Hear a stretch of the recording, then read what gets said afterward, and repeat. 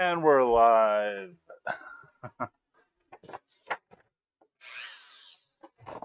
Cool. So I'm gonna be sanding some stuff. Come chat me. Link is down here. And this is gonna be medium boring. Unless somebody comes to talk. Let's see. Okay. So today I am sanding the upper film gate to the Mongoose.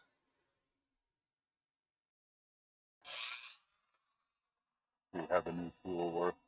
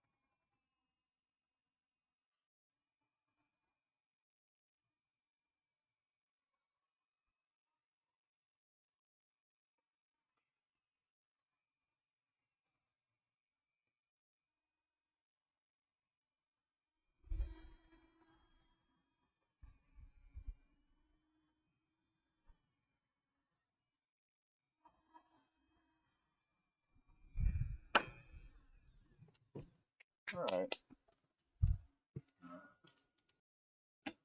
What am I going to do?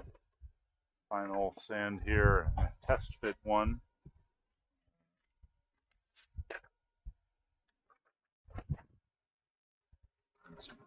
Fine sandpaper.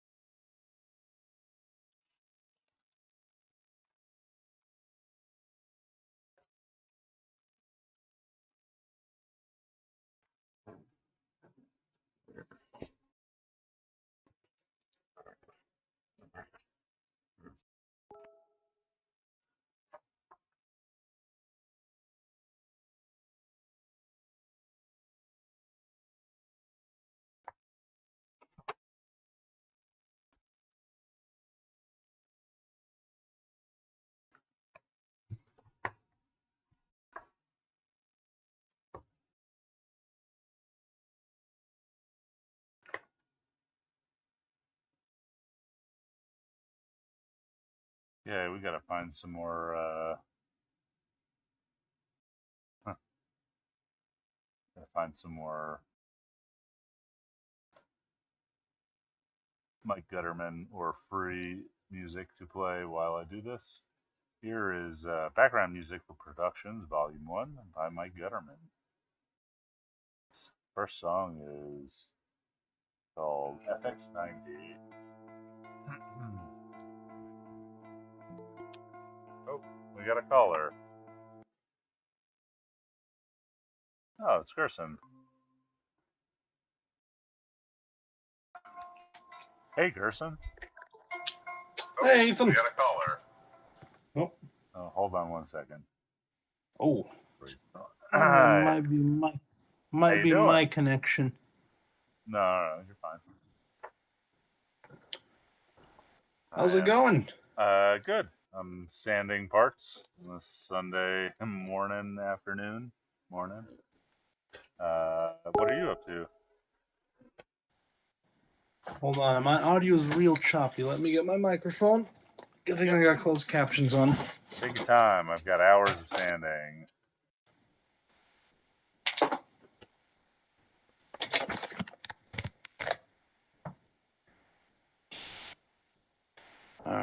Let's see.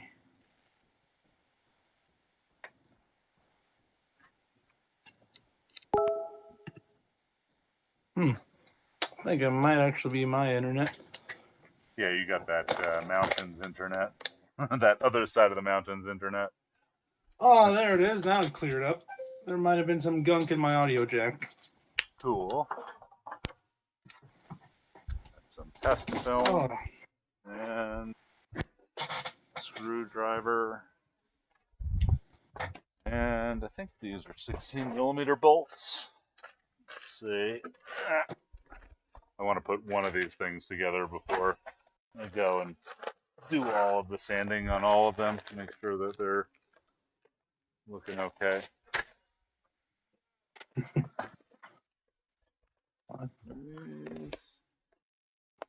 M320, M3 by 16. I bought like $400 worth of bolts from Albuquerque Bolt Fastener. good lord, man. Trying to keep them medium organized. Okay. How are Still you? more What's up than with me. you? You developing some pictures today? I did. I'm waiting for them to dry now. Uh-huh. Waiting for them to dry. Developed them yesterday. More of that sweet double X. Uh-huh. Got another can in the mail.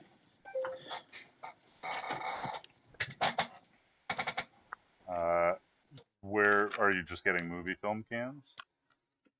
Yeah, just from B&H. The 400-foot ones. I still have your 400-foot can to design a, what do you call it? A bulk loader that'll take 400 feet at a time. That's a winner. I'm sure it'll be. There's a niche enough community about it. Uh-huh. Why is this sticking? And I was going to try out some of the 250D color film soon. Oh, cool. Is that Cinestill? It's the, what do you call it? It's the ECN2. Vision 3 film from Kodak. I was just going to buy their 400-foot spool again. Uh-huh. Do you have some sort of remjet removal bath? I've been using, what was it? Washing soda, I think it's the right one. Uh-huh. Yeah, that sounds about And then right. just C41, but I think I might just get some ECN2 chemicals from QWD, I think they're called. Yeah. Quiet, we're dreaming. Yeah, that's the guys. Yeah, I know Jeremy. Yeah, because apparently their kit's real nice. Yes. Yes, I think they have ironed out a lot of the kinks of that process in a way that people can now use it for a lot of things. Ooh. Yeah. I have not think I processed ECN2. Might hop onto that train. Huh? That seems like something you would do. Further staining my hands with the sweet swish of Blix. Yeah. Sounds fun. What have you been shooting during the quarantine? The same things over and over again on different days. Pulled a Ouija a little bit. Went up to like all the crashes when the snow came in. Ah, cool. On I-40? Yeah, I-40. Oh, there was a huge shutdown over here on Cedillo Hill. Uh-huh. There was 6 semis that literally just clumped together from a crash. Oh, geez. Yeah, everyone turned out fine, thank God, but jeez. Yeah. Yeah, I've been stuck on I-40 before in the wintertime when there's like, 600 semis and me in a van kind of just waiting for them to clear a crash ahead. Stop the whole highway. It's not very fun. Yeah. I was coming back from Texas this one time and just spent like 3 hours trying not to freeze to death, sleeping in my van, waiting for the crash to clear. Like there was nowhere to go. There was probably, the nearest town must have been 100 miles away. It's like well before Klein's Corners out towards Tucumcari. Ooh, yeah. Yeah. Jesus. I don't even want to imagine that. Not super fun. No. What was I doing?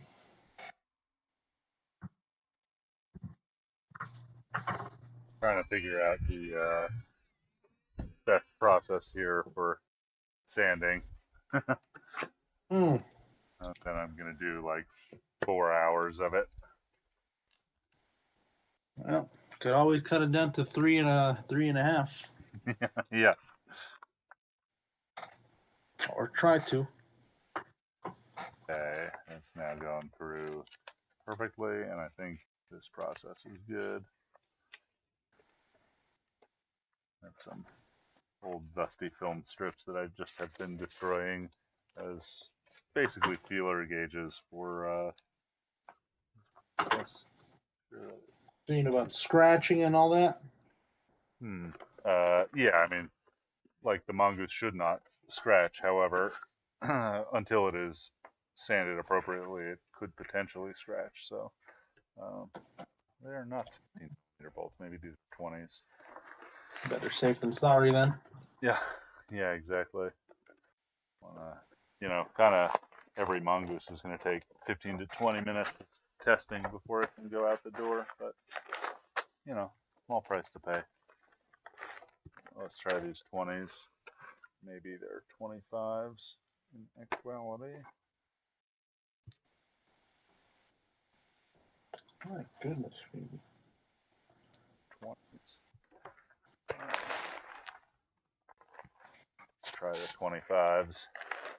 I was gonna scan the film that I processed as soon as it dried. Now I can't. The battery on my D300 is dead, and I can't find a charger. Hmm. I know it's somewhere in here, but I have no idea where. Do you just have like piles of broken photo junk? Piles of broken photo junk, piles of film, piles of old computer components. Sounds about right. Box of cables. Yeah. Drawer of cables. I was talking to my buddy who was organizing his cables at the end of the year, his yearly thing.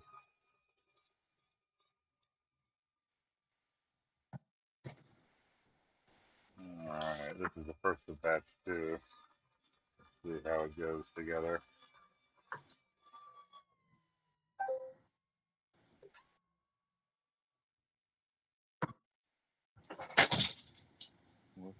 Looks pretty.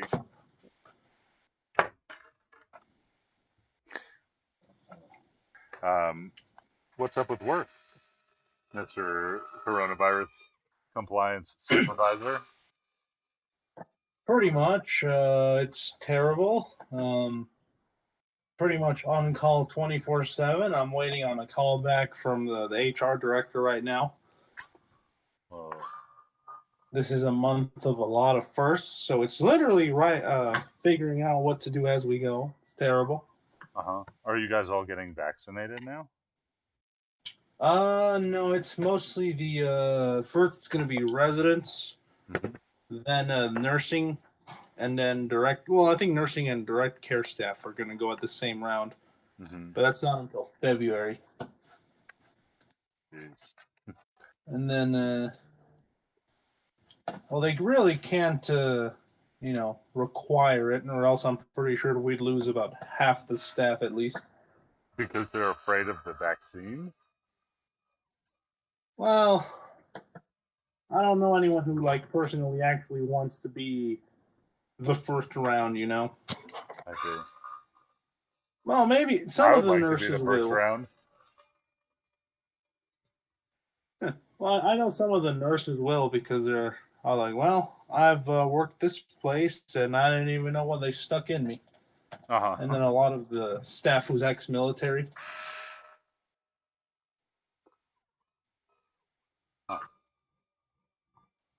One of my coworkers from the nursing department is like, look, when I was in Afghanistan, I got stuck about 20 times. Not once did they tell me what it was for. Yeah. That makes sense. So he's like, I'm cool with it.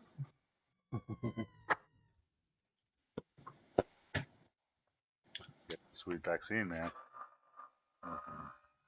Go back to Yeah. chilling.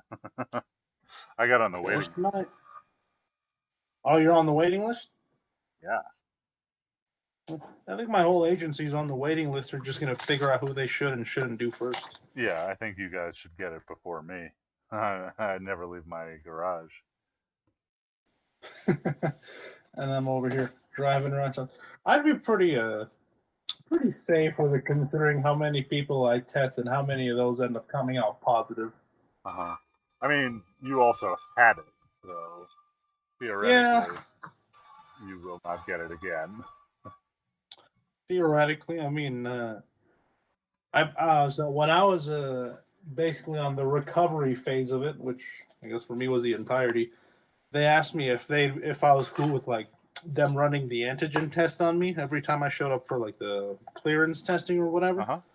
And I was like, yeah, sure. And not once did it pop up that I negative. Like all the time, I had antibodies. Uh-huh. Even now, it's like, oh, you still have them. This week you don't, but pretty sure next week you might. Interesting. Well, that's maybe a good thing. Like, I mean, not that you got COVID, but that maybe that sweet immune system's always at high gear. well, yeah, you're of the right age to have a good immune system. Yeah. No, it's funny when my immune system like totally fails. It's usually like at least my whole family, and well, maybe not so much now, but like my closer friends would all get sick with me. Cool. My friend Shane heard that I got COVID, and he's like, "Oh, I don't even want to see you. Don't get near me. I'm going to wind up in the hospital thanks to you." Yeah. Yeah, that makes sense. Okay, so. Well, last time I'm gonna bust through a lot of these. Last time I unknowingly got him sick, he he couldn't breathe out of his nose for about a month. Huh, that's not cool. All right, Gerson, Well, let me know if Google Hangouts eliminates this sanding sound. Is it gone? I can still hear it. Yeah, I've managed It's muffled now, actually. It's muffled. Cool. Yeah, I've managed to filter it out for the live stream, but in the chat, it may still be there. It's fine. It's not that bad. I don't think so. Because I'm going to keep doing it. I figured. For days. You've been doing like a 2 to 4 hour live stream daily?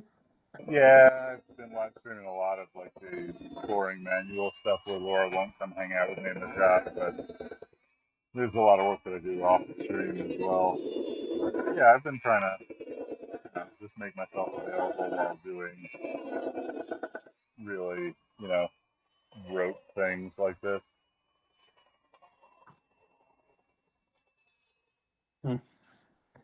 Right now. I have 140 of these things to sand, minus a few that I did in the first batch by hand, which is painful. Jeez.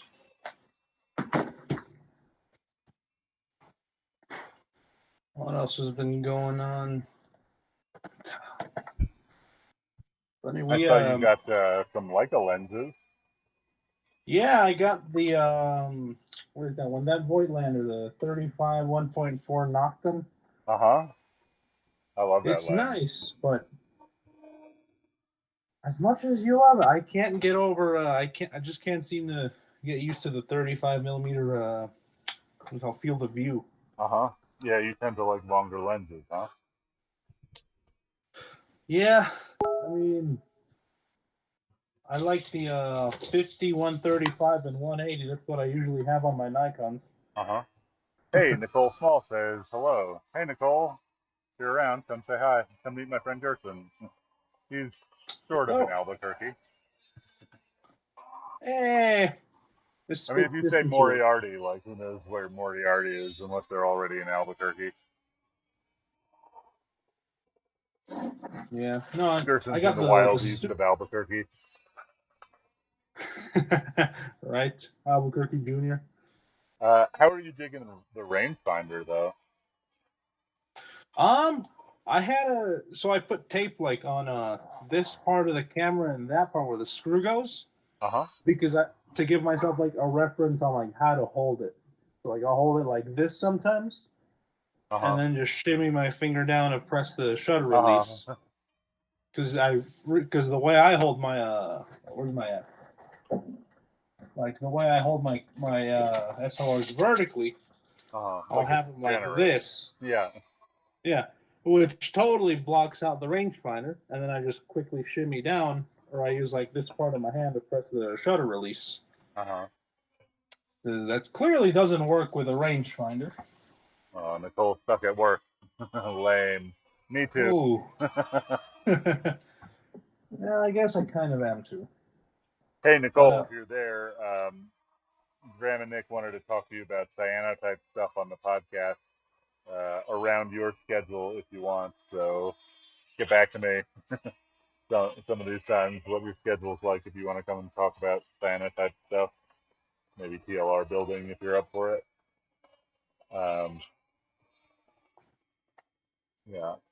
So, but are you digging the process, even though you're, you know, once in a while blocking the rangefinder path?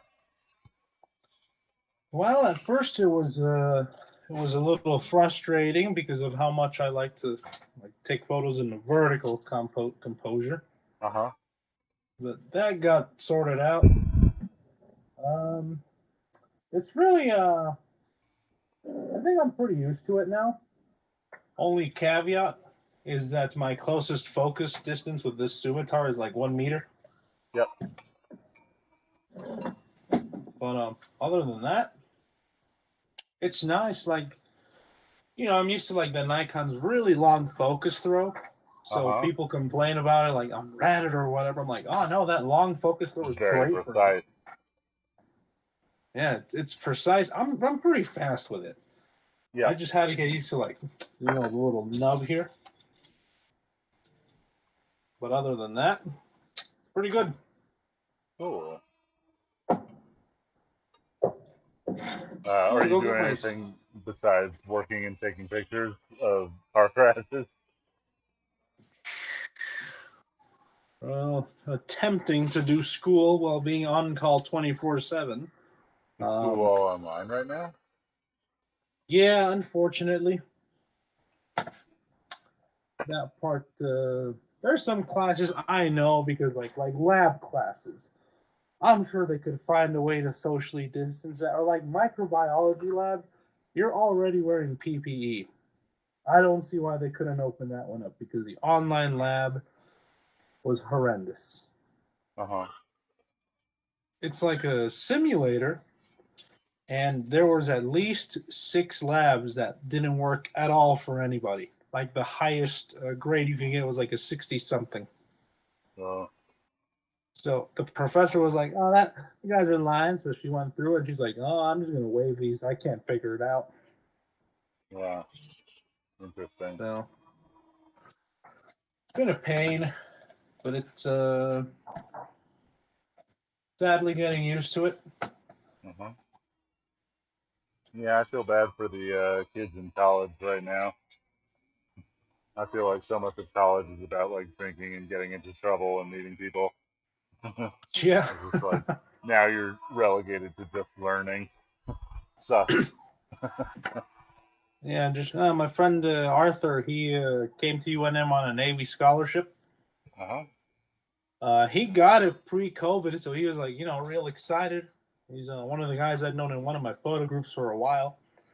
And he gets here in August, thinking that, like, maybe New Mexico's got their thing under control, so we'd be clear. He was clear for about a week, and then the whole re-lockdown thing happened. Yeah.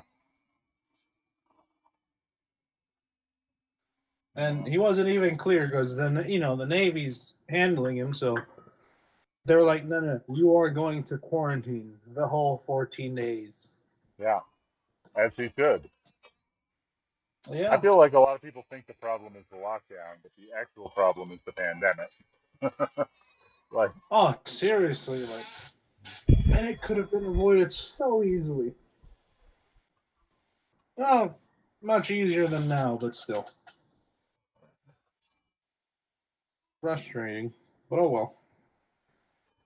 we got some comments. Dragon Kim, who's talking about people's lack of self-control around opening things. And then my cousin Emmy is here, who says I shaved. I did. Hey, Emmy.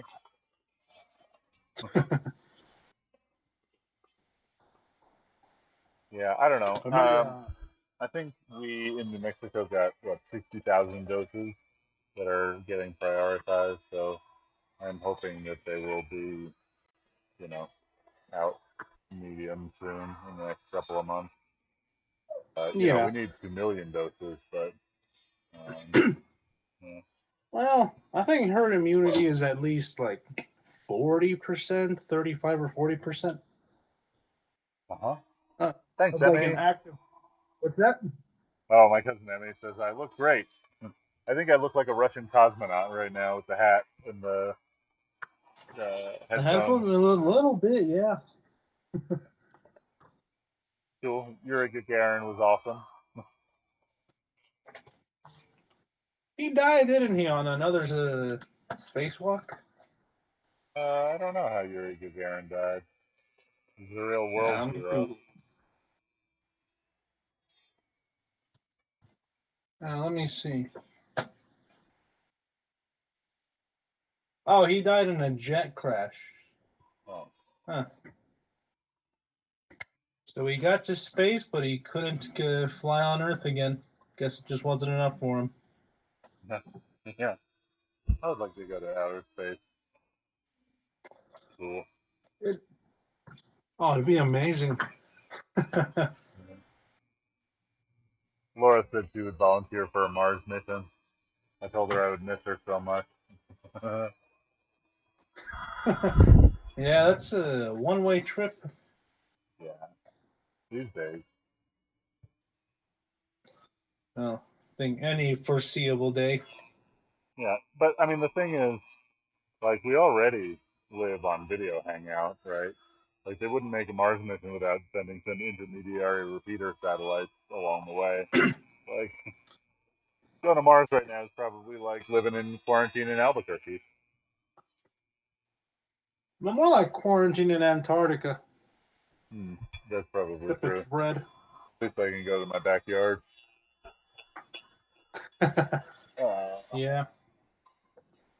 Well, the other downside would be there's like I think 18 to like 33-minute delay in transmissions.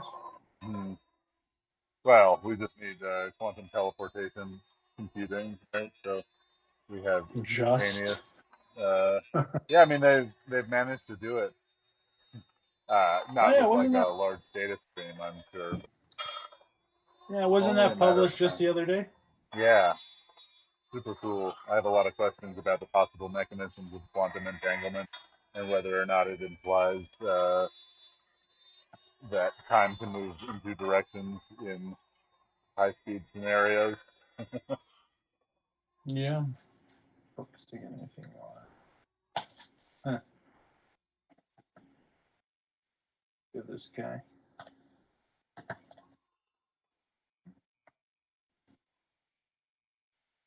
Hmm.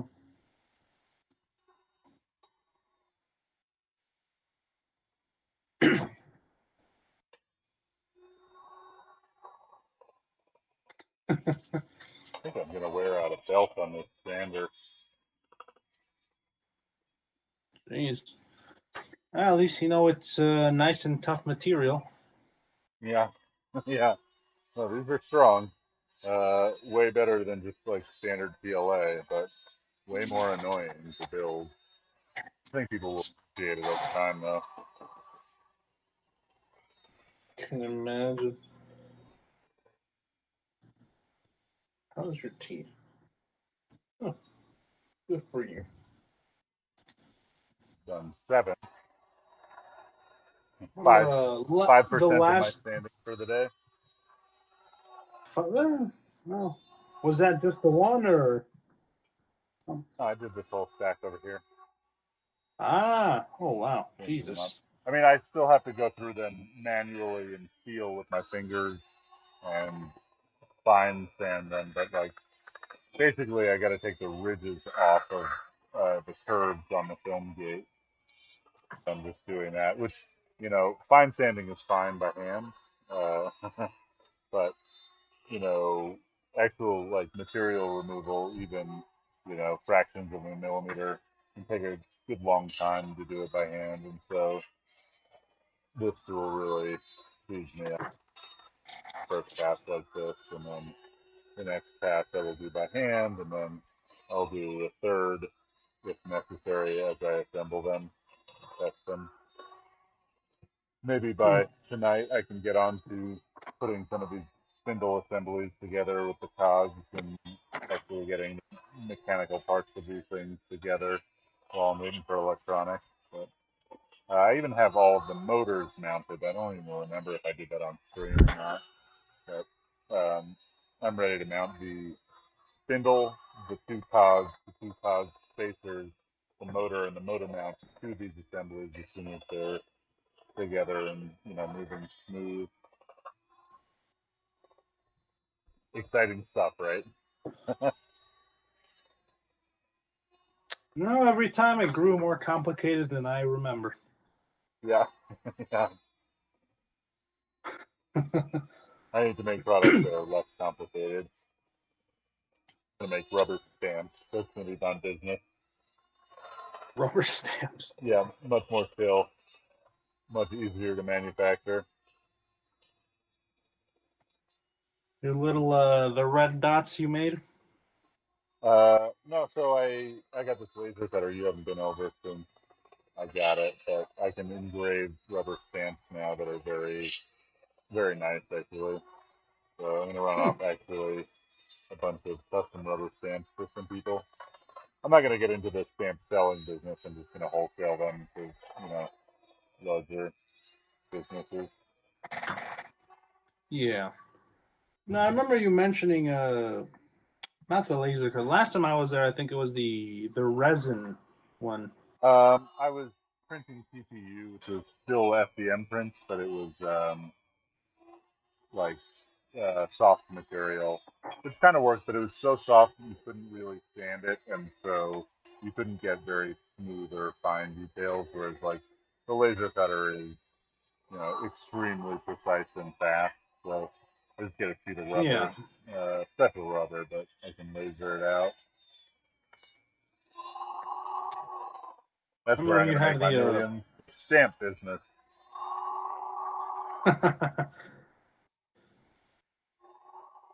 I remember you had the proof of concept one with the resin where it was the M39 mount, the screw Yeah. mount.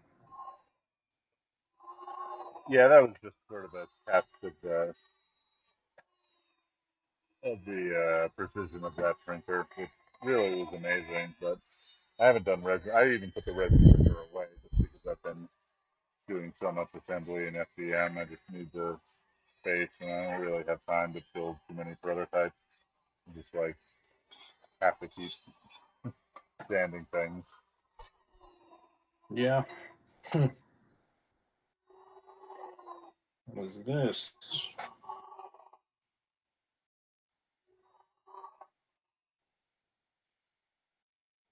Well, the HR director finally got back to me. Who did? The HR director? Oh, cool. Are you fired? No. We have one of those things that it's like, God, why didn't we think of this before? Because it was gonna happen eventually. Uh-huh. But now we're basically trying to agree, like 4 people agree on the phone or via text on what to do whenever this may or may not pop up again. A lot of Which, your of job course, is now like planning and preparedness, huh? yeah, planning, preparedness. I'm basically the medium we have with the state for like all COVID things, except getting tests. It still has to be the service directors. Uh-huh.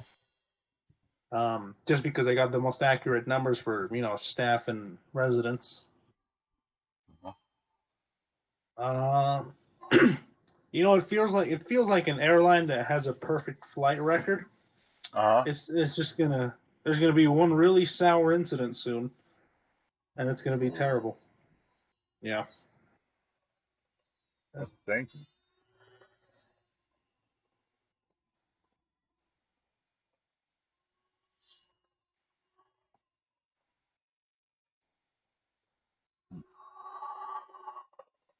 Um, no, the bad thing is I have two bosses. I've got the nursing director Hey, and then the Gershom, HR director. just keep in mind you are live on the air right now. Yeah. Before you go talking about your bosses, there's literally 4 people watching. But No, I know. it gets I'm just archived. saying it's terrible. It's like I got to report to two people. Uh-huh. Sometimes So that's it's like, all right. And I know that, it's a tightly knit kind of group we got, like with the whole team that we have. So it's like, I told it to HR. I got a feeling that they told nursing because nursing should know. Uh-huh. And then they're like, oh, we thought you would. And I was like, I just got off the phone with you. It says hello. So, no, the chat went away. Oh, I think my phone died. Oh, no.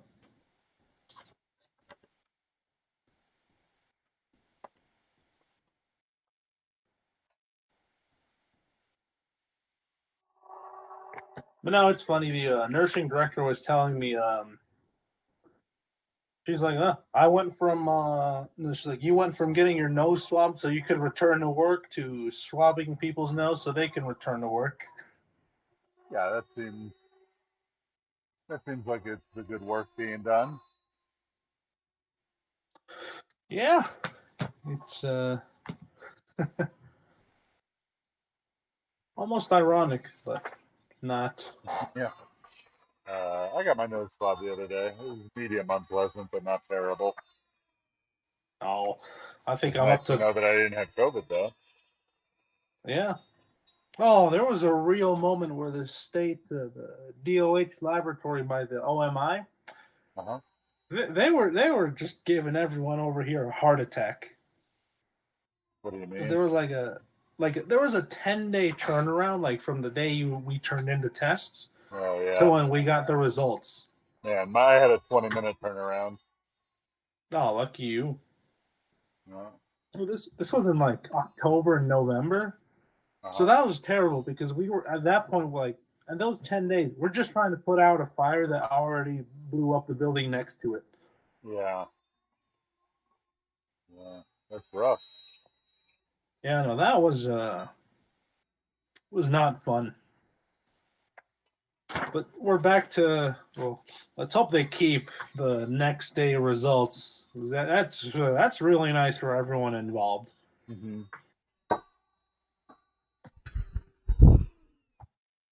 Uh, Oh, Nick says and hello. Nick, go do something. Stop watching me. Make yourself a dog cage or build some printers.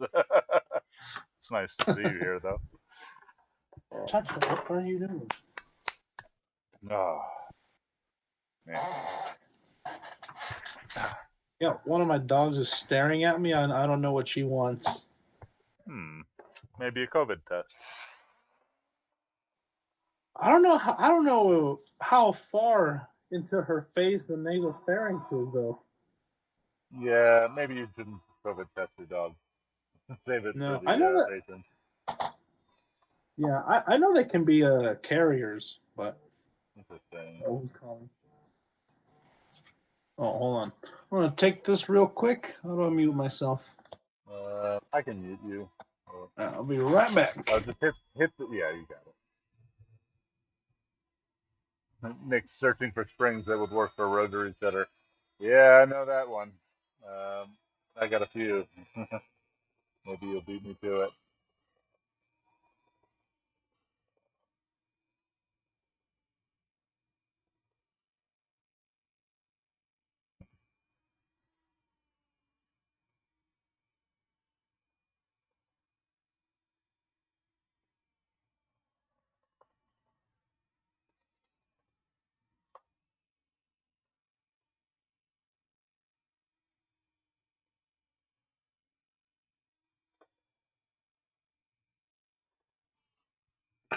Actually, while Gerson is on the phone, I am going to see if there's any more coffee. I will be back in 5. Let's see. Boop, boop, boop, boop, boop, boop, boop, boop, boop, boop, boop.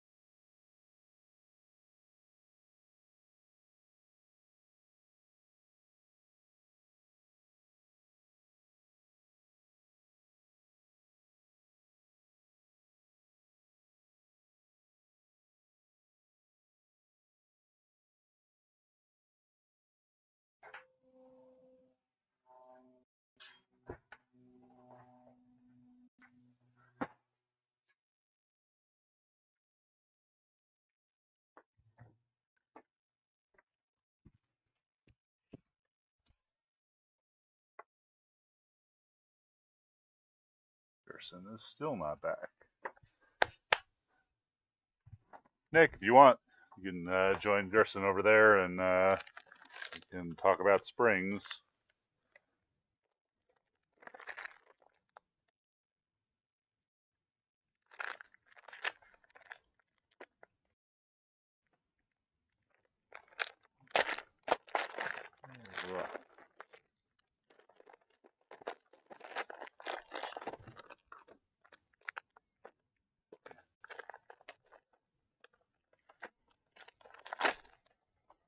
Time for a new belt.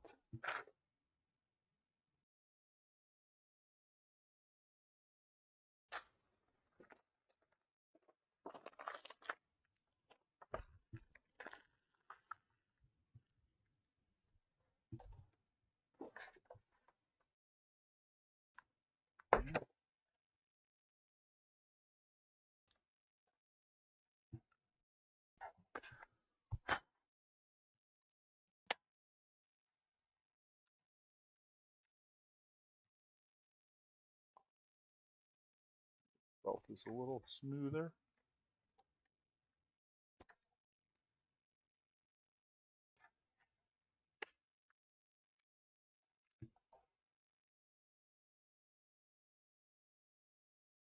Well, okay.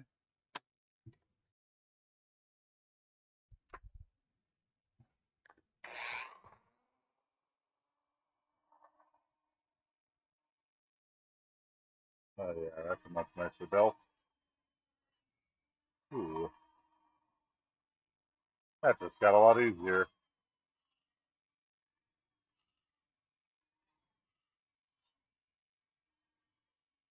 The last belt had a little hop in it. You know, they're attached to two ends. This is much smoother and more able to, yeah, that's going to be nice.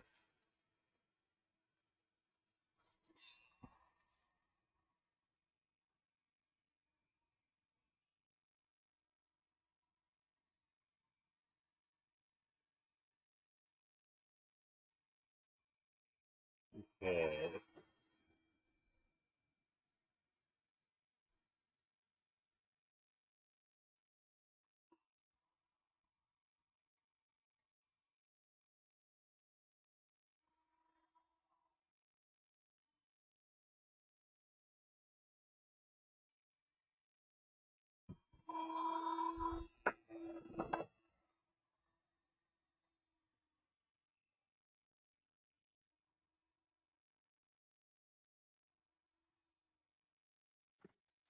There we are. Cool. Well, that's not the last call I'll have to take, unfortunately, but Yeah. oh well. You're looking, boy. One less call. Yeah, it's not fun not having any real free time anymore. Uh-huh. Yeah, I know I the got a feeling. call at like, what's that? I know the feeling. Oh, Free oh time. yeah. I got a call at like 4 a.m. from one of our nurses. Oh, boy. I was like, all right, give me a call in about 5 minutes. I need to wake myself up for this. She's like, okay. Yeah.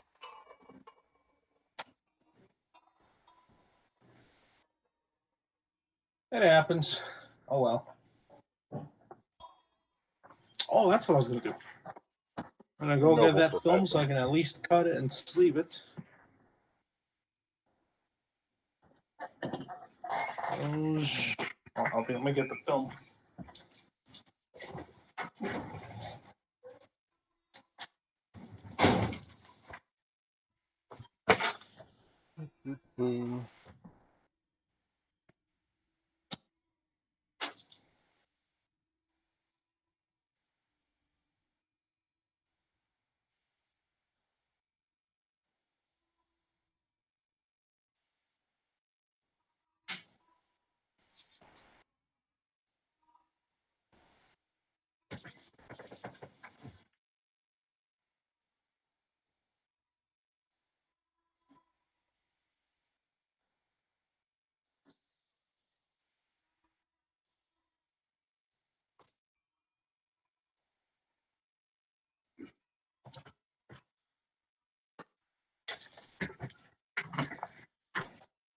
All right.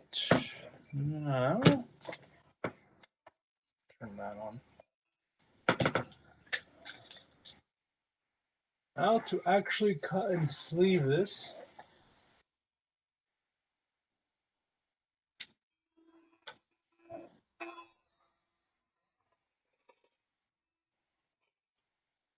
No, the nice thing I really like about Double X, because of the water here with all the bicarbonate buildup, Uh-huh. it's really scratch resistant. Oh, Great. that's good. Yeah, we have very hard water in the desert. A lot of rock. Yeah, it's terrible.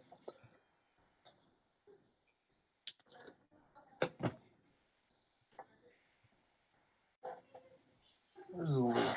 On the bright side, there's a lot of sun. What's that? I said on the bright side, there's a lot of sun. So Was that a pun?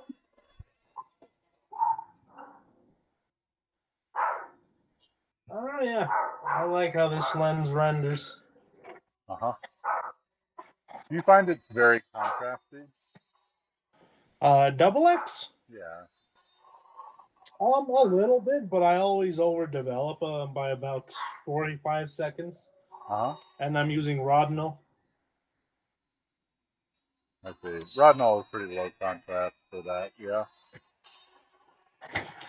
I don't know what gives me higher contrast, Rodinal or Xtal. I haven't really done a test of it, Uh-huh. but I find Rodinal to be more consistent, strangely. Uh-huh. So Oh, I think just because it's more of a flexible developer, I can be off by 1 to 3 degrees and it's fine. uh-huh. But Xtal, it's like I'm off by 3 degrees and I'm pushing or pulling it. Okay. But I think this would be a nice film to do some experiments with black and white reversal. Uh-huh. And it pushes to 3200 unbelievably well. Interesting. I guess that makes sense for movie Yeah. film. Yeah.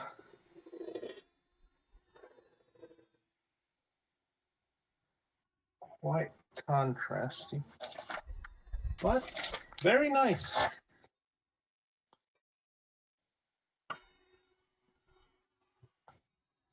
Although I rarely even push it past. I shoot at about 200, 250, just depends. Uh-huh. But I develop for about 400 or 500. Interesting. Which You like those that just dense gives me negatives? the. What's that? You like those dense negatives? Well, in my experience, they're not any easier to print, Uh-huh. but they are definitely easier to work with. What do you mean to work with? The highlight bleaching, if any, I think is needed. Getting more detail in the shadows or less detail, cutting it, split grading, and all that. Uh-huh. So, you have more to work with. But I will say, if you're doing shoot or developing the way I do, if you got extreme highlights, you kind of have to just bite the bullet and say goodbye to those.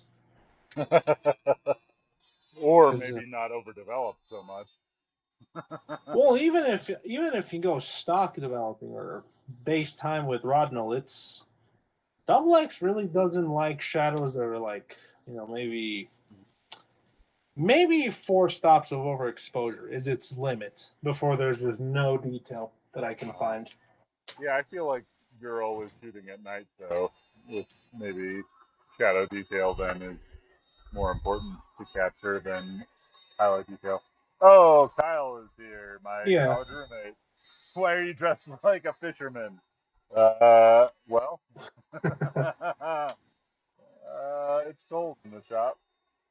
No bodies of water around here besides the Rio Pequeño. Hey Kyle, jump on the chat. Come say hi. We're at this link down here. I need to ask you about open source DJ music, so we're not just always listening to my sander. Also, that looks like a curling iron, even if it's a sander. Yeah, I have no more hair to curl. My sweet curl days are over. I can Yeah, have one. I can have two hairstyles, right? Like Krusty the Clown or bald. I have them both. yeah. Did you? Yeah, I saw you shaved your head. At least yesterday, I noticed. Yeah, I did.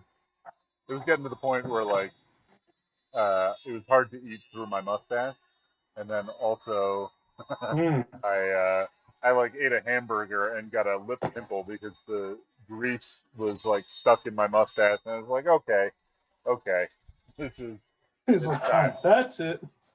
Yeah.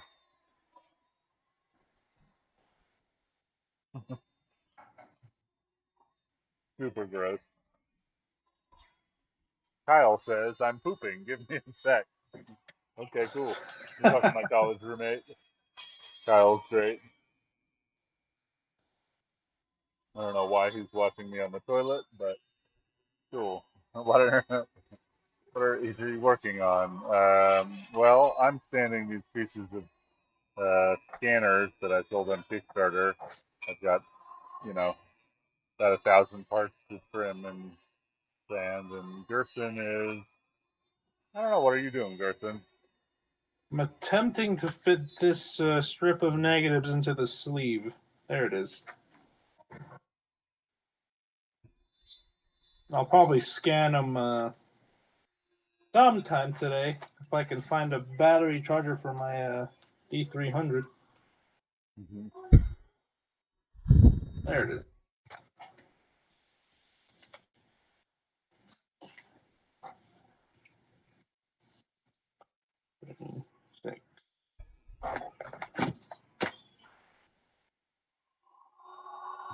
There's some instances like some photos really make me they really nail in the coffin that Double X really wasn't made to be printed. Wait, say that again? That Double X, it's a motion picture film. It wasn't made to really be printed on black and white paper. Uh-huh. Like, wonder if I can find an example. So, hold on. Got it. I feel like, when you're projecting something, it always has more detail, particularly in the shadows, right? Whereas when you're printing on paper, often that takes a lot more work. And so maybe they have sort of compressed tones in Double X as compared to standard print films, maybe a little lower contrast, particularly around the black. Oh, definitely. It's a nice look. I like your picture. Like, this one's a good example. Hang on one sec. Let me swap it so that you are the big screen now. Is the technology making applicable to turning videotapes digital, or have we already conquered that? Probably just a matter of routing RCA cables. Yes, it's a matter of routing cables. Oh, whoa. Yeah. So that sky was blue that day, and I was exposing for the shadows here. Very like it was maybe 2 stops of difference between the light side and the darker side of the building, and then the sky. Just look at it. There's nothing there. And that was when I was still trying to figure out Double X, so I was using like the base recommended developing time. And then this one that I forgot I severely underexposed. I was shooting it at, what is that, 1250? But I developed for normal, and it looks just fine. Hold on, I'm trying to get in the camera. Oh, yeah. That one, little over. That's great. I like that picture a lot. Good tone. Yeah. Like the birds. That's that famous church in Taos. Oh, yeah. Forget the name. That's the one that they do the pilgrimage up to? Yeah, I think that's in Chimayo. Yeah, that's the one. Yeah, no, but this one was I mean, just look, proper exposure and severe underexposure. Yeah, just look at the results. Looks very nice. Yeah, so Double X really likes shadows. Highlights, not so much. As you develop it, but you're overdeveloping by a stop or two. Well, no, that's when I was still trying to figure out Double X. I was going off of like, comparing like Tri-X. It's got very similar developing times. Right, so if you were developing it right, you might say it really likes highlights. And but does not like shadows. But ultimately, it's the same issue, which is that it has a very limited tonal range. It's limited, but that's part of why it's my favorite now. It's limited. I just know what to expect. I know if I underexpose it by 2 or 3 stops, it's gonna be fine. It might be a pain to print, but that's just Double X in general. But it'll project it. Well, it'll scan perfectly fine. Yeah, I find like denser stuff is nicer to scan usually. You pull out a lot more detail. Yeah. Perfect.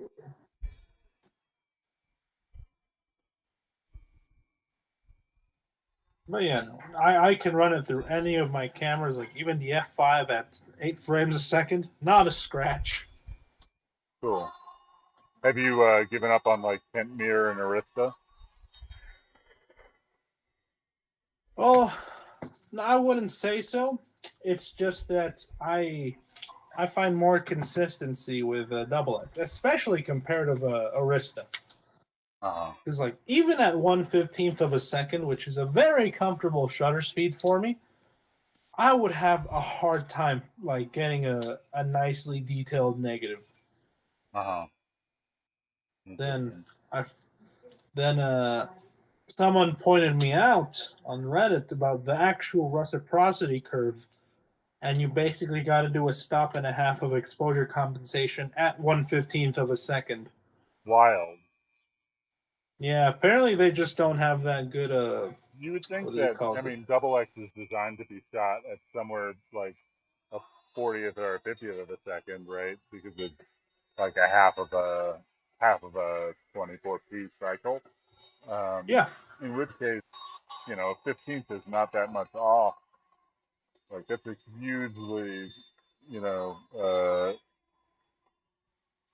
huge reciprocity curve, right? Like that means it likes to be shot in a very narrow range, right? Because like in a movie cam, you're never shooting any faster. I guess you can never shoot any slower than a 24th of a second, or something like that. If it took no time for the mirror to move, um, well, I guess you could shoot faster. But still, a 15th is not that far off, you know. No, it's very well within. Like Yeah. even it does get a little choppy after about 5 seconds, but Uh-huh. it's a movie film. You're supposed to shoot it pretty fast. Like Hey, Nick asks, I what thickness plywood do you generally use for cameras? Nick, I'm giving you all the secrets, man. Um, so it depends what the size of the camera is, what manufacturing process. Am I using a table saw or a router or a laser? Um, I generally like to go as thin as possible where it's still strong. It makes it cheaper and lighter, but if I have to make it thicker so that it's not flexible or weak, I mean, I do. I don't know. 1/8 inch ply is pretty good for a lot of things. Harder to get plywood smaller than that. Easy to get it thicker. You know, I think as I build a 20 by 24 camera, I will start using things like 1/4 inch and 1/2 inch ply. But different parts, different thicknesses, man. hmm, oh, hold on. I think I try to do some Astro with Double X. I'm gonna go get that roll because I know I just developed it. Pretty Okay. sure Do there's nothing in the frames you have anything scanned or printed? for Double X. Yeah. I got a lot. I can send some over, but I need to figure out where I put those prints. Of course you do. There's so many little sleeves.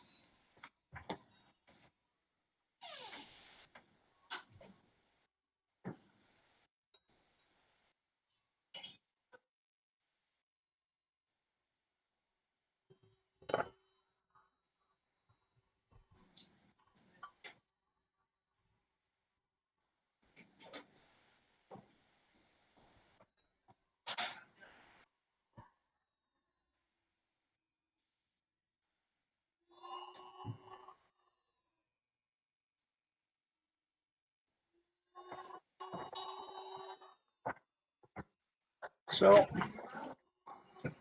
I don't think you can see anything here, but that frame is the only one that's got any stars visible. Well, maybe the one next to it.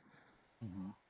With the 500 rule applied on that 35 millimeter Nocton. Interesting. Wait, what's the rule? You know the 500 rule? Oh, hold on. Let me Nope. take this real quick. Okay.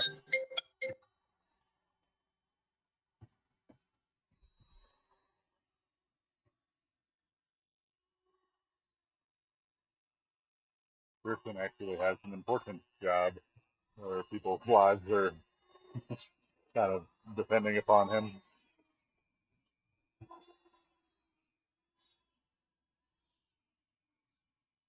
Hey, Kyle, if you're still there, I'm chill.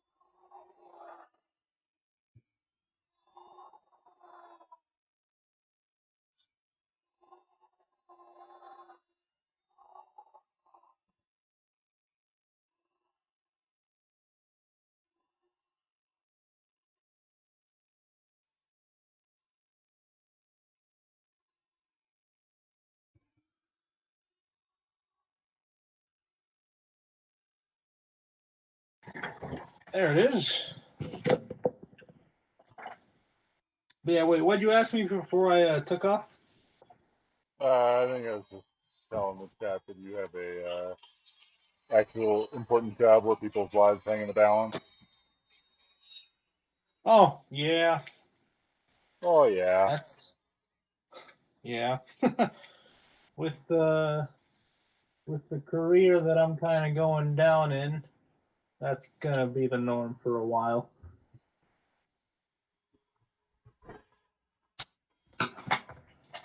Which, hey, those did come out. Where's the wipe? Oh yeah, no. Double X really does not like anything longer than a second. Uh-huh. But I shot it at a 1/8,000th, and so I wanted to see the limits. Uh-huh. So I pushed it to effectively 3200. Put on putting my 85 millimeter on the f5 at f22. No, f16 is the smallest aperture. Uh-huh. And then I shot it at 1/8000th and evened it out with an ND filter. And Uh-huh. it came out just fine. Cool. So it can handle some high speed photography, but nothing long exposure. Interesting.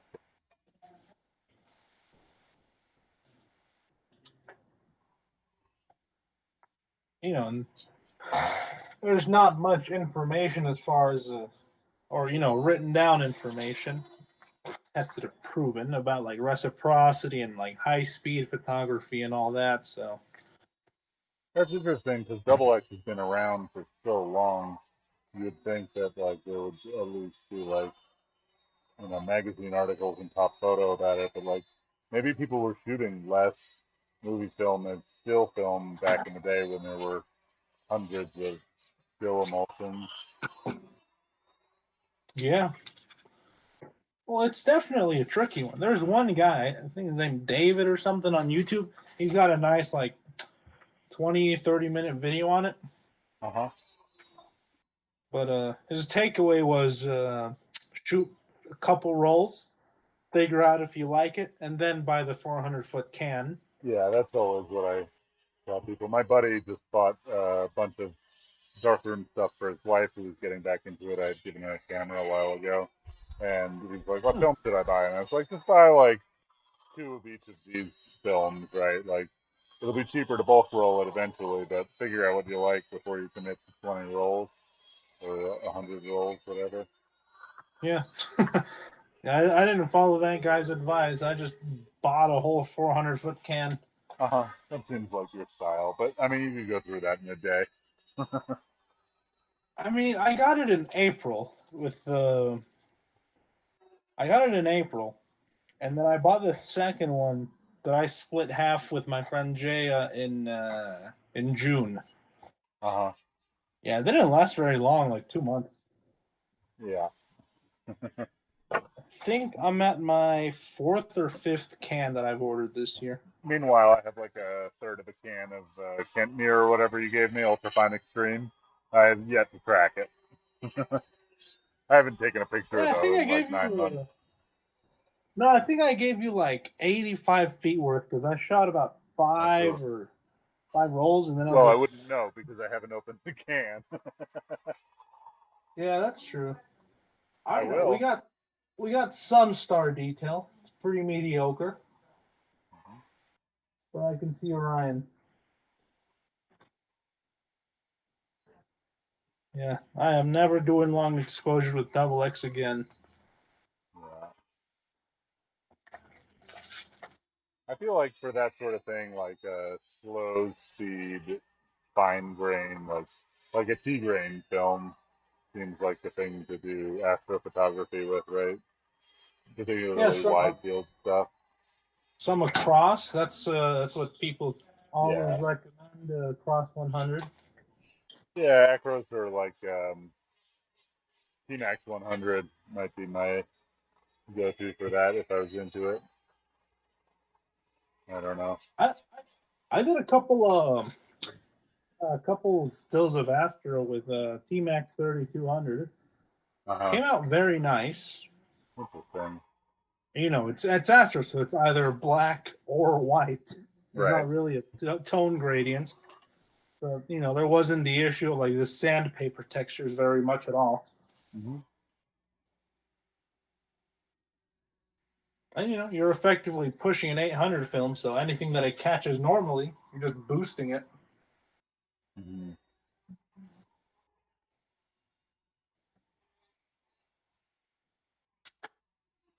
I never really liked T-Max 3200 or 400 for that matter. I like T-Max 100 and then like Tri-X, and for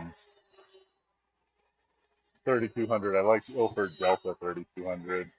It was always like my go-to for the newspaper work film back in the days of Really? film newspaper stuff. I shot 10 rolls of Delta 3200. Uh-huh. I developed five of them according to the data sheet, and it was very underdeveloped. Uh-huh. Yeah, I mean, it's often I Like, would develop it in like Tmax developer and it would come out pretty under, but I used it when I did not have light and didn't expect much out of it anyway. But sometimes I got some really nice yeah, tones out of it, even like 2 or 3 stops under. I think T Max, as far as a 3200 film, I think T Max is just more consistent. Uh-huh. I found it kind of like tougher to work with, less forgiving. But this was 20 years ago. So Yeah, I don't know. I like if slide film was much. If I could get slide film for the price I'm getting double X per roll, I'd only be shooting slide film. But I also just like the lack of forgiveness. I guess it has. hmm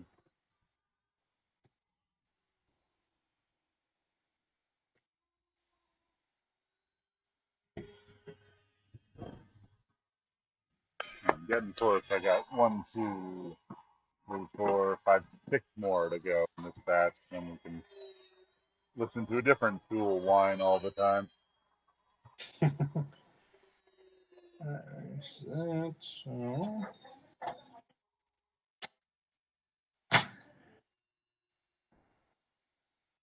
Oh, I guess I got a hand sandy too.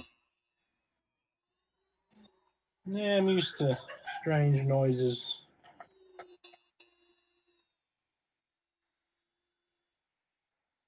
But no, I'm pretty happy with my choice to just dive into 400 feet of double X.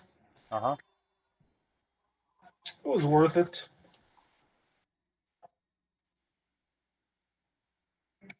Although the respooling from 400 to 100 never fun, but Yeah. Sorry, I have not made that thing for you yet, but it's on the no, list. don't worry. Yeah. I mean, I haven't been shooting as much from because of the quarantine, so I haven't had to do it as much, but I still had to do it plenty. Yeah. Oh well, I mean, I guess I figured I'd be doing it since I got the original 400.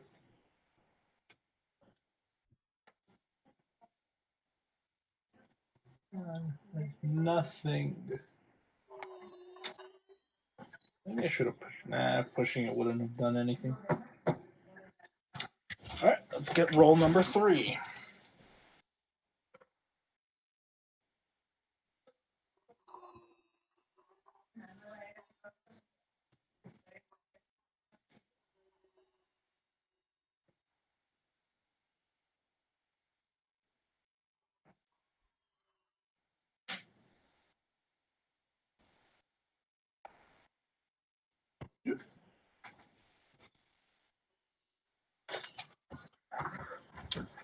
That.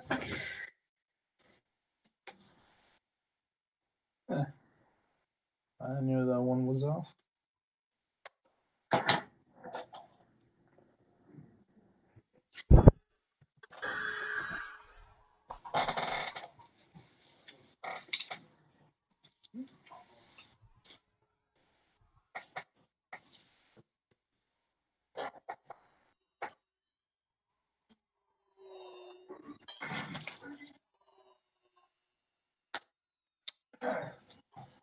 Three.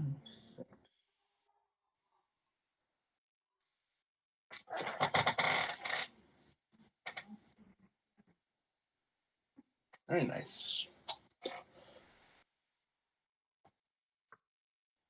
Oh, one thing about Double X, you need a very strong developer for it. Like, Rodno. It's consistent at 1 to 50. It's horrendous at stand developing, but it's very nice at what is that? 1 to 25, or even 1 to 20 if you're being a madman and developing in 4 minutes. Okay.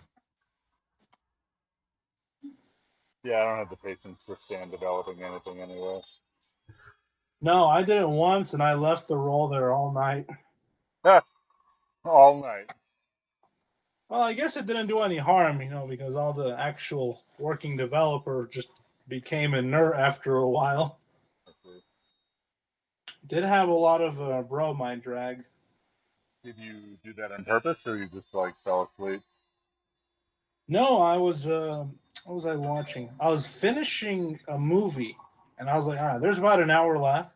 I'll just check whenever this movie ends," and I never did. Okay. I woke up the next day. I saw the developing deck, and I was like, I got a couple rolls to develop. I'll just empty this. And I was like, oh, this has some weight to it. So I put it in a dark bag. I got a little pipette. I was like, let's see what's in here. Is it fixer? Is it developer? What is it? And I was like, oh, it's that stand roll I never got through with. It was usable. I think it was some T-Max 400. Mm-hmm. And the photos were very usable, very evenly developed, but it's just plain. Wasn't a fan.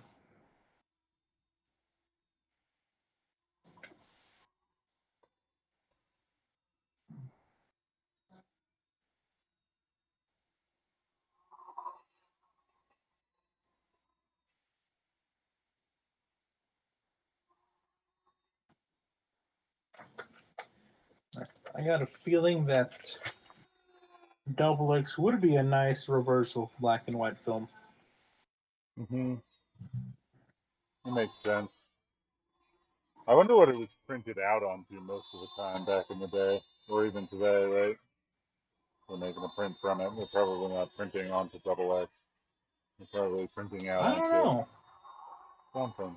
I mean, I don't imagine they'd print it onto itself, but Yeah. I wouldn't either. They definitely still make some projection film for printing things like that out. I'm curious. oh yeah. Well, they just filmed The Lighthouse recently with it, so wonder what the whole process behind that was.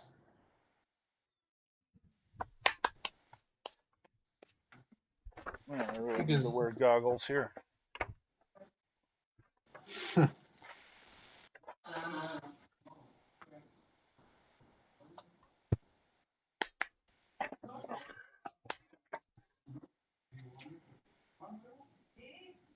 That's very nice, Negro.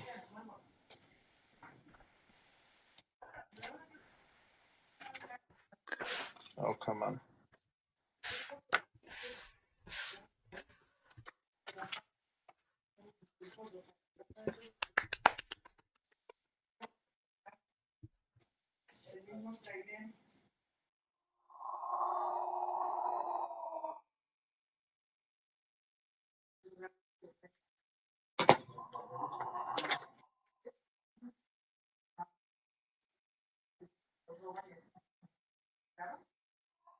It's a good one.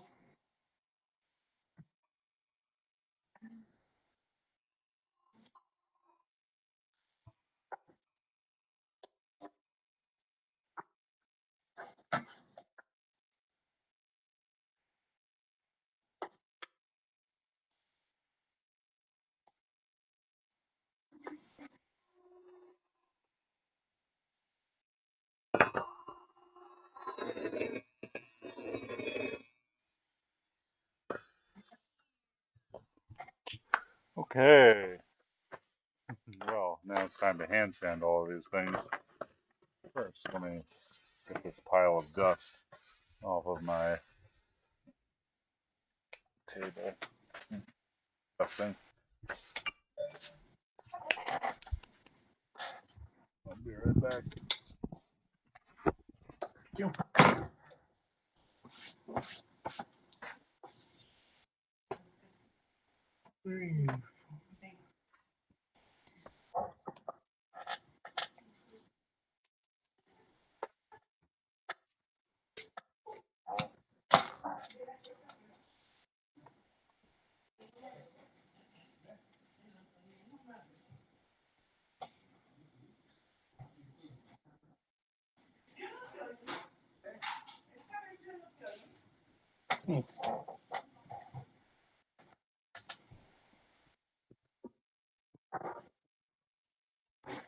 Definitely got some plastic dust in my eye. It's better than fiberglass. Yeah, no, it could be worse. Stuck in my eye for sure. Well, I got fiberglass in my eye. I would literally tape my eye closed because it just hurt to actually open it. You should just wash it out. But why did you get fiberglass in your eye, or should I say how? We were putting some shingles on a roof. It was way out on the west side, and the water got cut off, so couldn't even wash it out. Ugh. That's awful. Fiberglass Yeah. is very uncomfortable. That was terrible.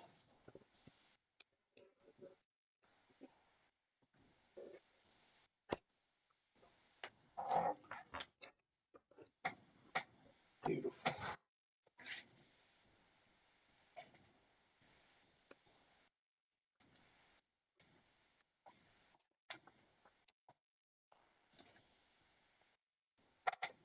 Three, four. We can live without. There it is.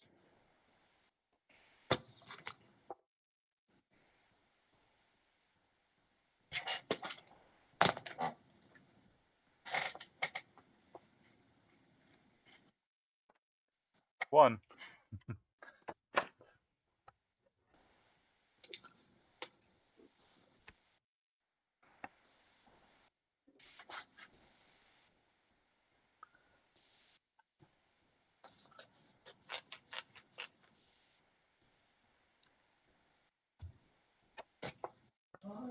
And Nick ordered some springs. He's trying to beat me to my own products. Probably will.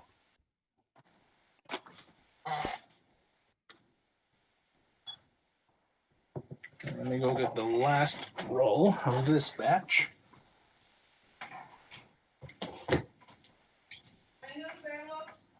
O sea, a trabajar. ¿Le ayudas a tu hermana? A la limpieza y con los animales. ¿Qué? Chilala.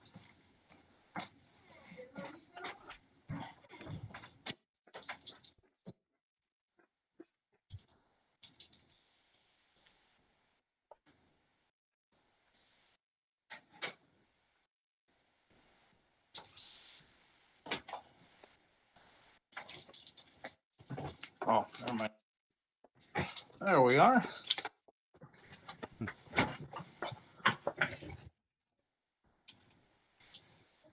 That is the leader.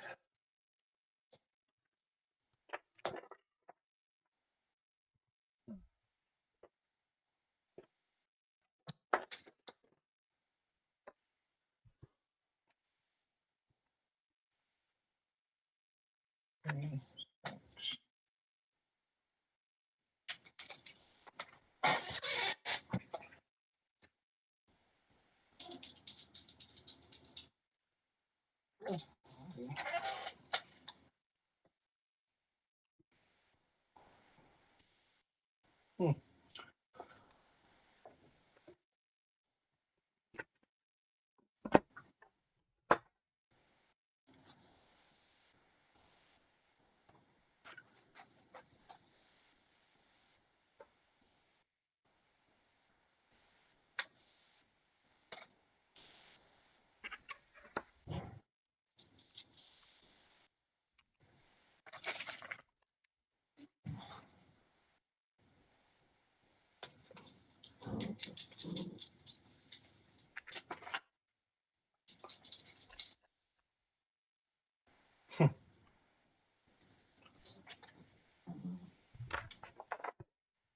I have this photo group.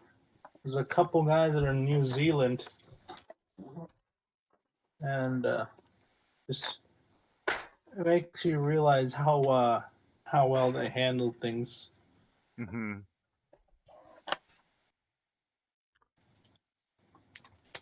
'Cause he does a lot of concert photography. Uh-huh. So we're like, "You madman? You're going to concert?" And he's like, "Yeah, I'm in New Zealand." And we're like, "Oh, that's right, that's right." Yeah.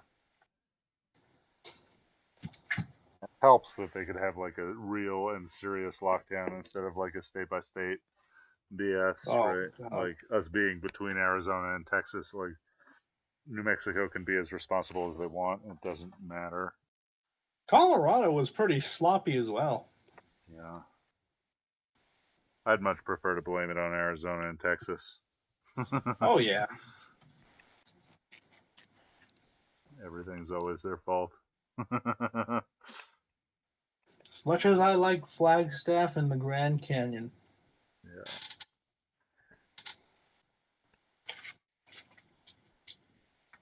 They freedom too hard in Arizona and Texas. Yeah, more of ignorance. Oh, what I mean. Yeah. I was watching that movie Tenet the other night. Didn't get to see it in theaters, but got the Blu-ray, so still pretty good. I don't know what that movie is. Oh, it's one of the. I think it's Christopher. Yeah, it's Christopher Nolan's latest. Uh-huh. There's a funny line that made me think of the whole situation here. It's like ignorance is our weapon.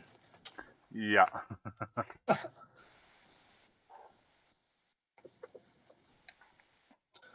remember. See, but my friend Jared, he wanted to. He doesn't like what is it called, the tension of not seeing a movie. So he asked me, he's like, just spoiler review it for me. Hmm. And I was like, I can't figure out how to spoil it.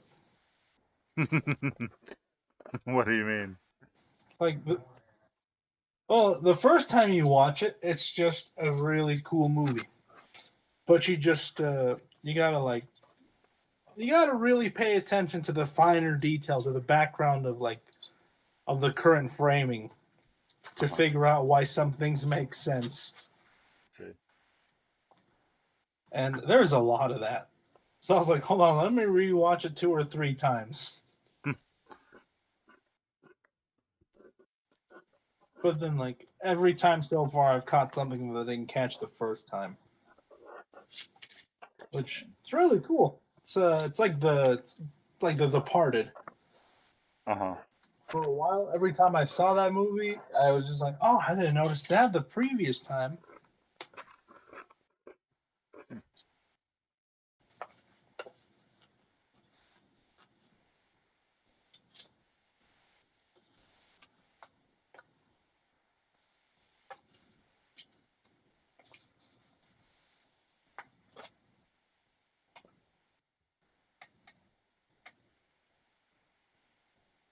There it is.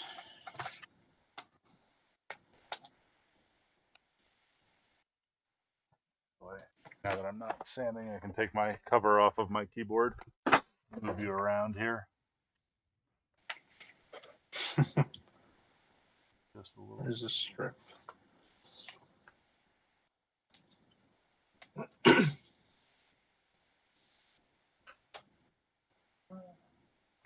Yeah, I don't need to. The last time I used my F2 was in middle of June. And I thought I finished the roll and developed it. Turns out I'm on frame like 27. That's been in there since June. I have no idea what's in that roll. Oh, that seems like a fun surprise to find out. Like a little If I Christmas ever- gift from past Gerson to future Gerson. Yeah. It's like, what was I doing sometime in June? Probably sitting in your damn house having COVID. No, that was July. Oh, 'Cause I got tested the 29th. maybe you were not sitting in your house enough in June. Man, that might have been because the last time I used it, it might have been when I was waltzing around downtown one time. It was nice and rainy, my favorite kind of weather, and I literally stumbled upon one of the protests. Oh, cool. Maybe that's And- what's going on there. Maybe it might be either that or just some of my random nonsense that I just felt compelled to take pictures of. Hmm. One of the two, but I gotta Maybe you'll remember find a frame with like a guy coughing on you. This explains it. Maybe. No, so well, you know that I take pictures of like pretty much every day. Every day, when I everything. got the call that I got COVID, I immediately like took out all the rolls of the cameras I could find that were loaded. Obviously not the F2. Developed them. I was like, all right, where have I been the last 3 to 5 days? And I was like, all right, I was there. So I called that place. I called that place. I called those people and all that. Damn, And that's nice. of as you. far as letting my coworkers know, it turned out to not be the best idea. Like Why? at least not directly for me. Oh, yeah, but good for them. Yeah, I mean it was good. They would have found out like anyways, but like they told me recently that as kind of me as it was to let everyone that I work with and all the patients know, it also wasn't the best idea because I put them in a panic, and a couple of them just didn't show up to work for a while. Yeah, And I was well, like, oh, I think damn. it was the right thing to do. Very I clearly. mean, it was, but maybe I should have delivered it a little less hectically. Yeah.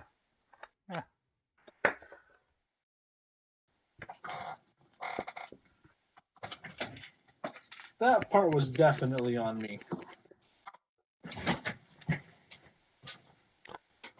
Then I remember when I came back, they're like, "Hey, look who's back from the dead." And another coworker of mine was like, "Oh, that doesn't count. He ate moldy pasta moldy salsa that one time. I'm pretty sure Gerson can't die." That's just what you think because you're in your 20s. You'll figure Oh, it out soon I enough. didn't say that. It was my coworker Jared. Yeah. Yeah. Is Jared One in his time it was- 20s? He's like late 40s, I think. You should know better by now. He should have been in a few motorcycle accidents. He was a firefighter in the military, so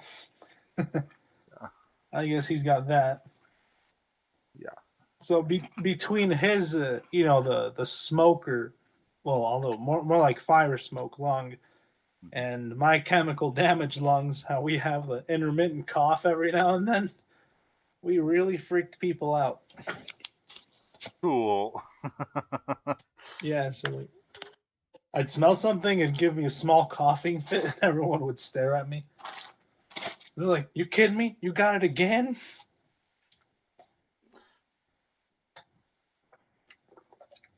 No, but the moldy pasta story or salsa. I keep saying pasta. We made some. This was in like April, so this was like. No, it might have been March because we weren't wearing masks at the time.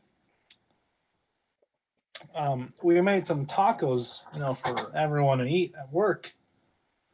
And I went to grab this bottle of this, like the 3 liter, 1 gallon one of like Sadie salsa. Uh-huh. And I poured it, and it was a little darker than usual. And I was like, it's been there about a week. It might just be that it's aged and oxidized a little more. And I eat it. I'll grab another couple tacos, and I was like, you know what? I'm gonna clean the rim out. I'm just gonna.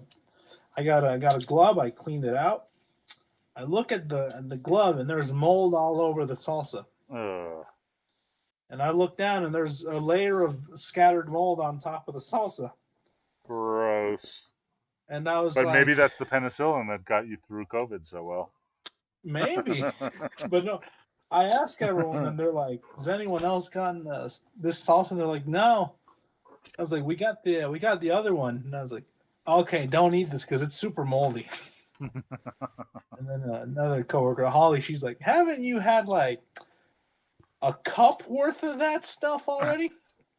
Yeah. And I was like, "Yeah." It's like if I feel fine in an hour, I'll be fine.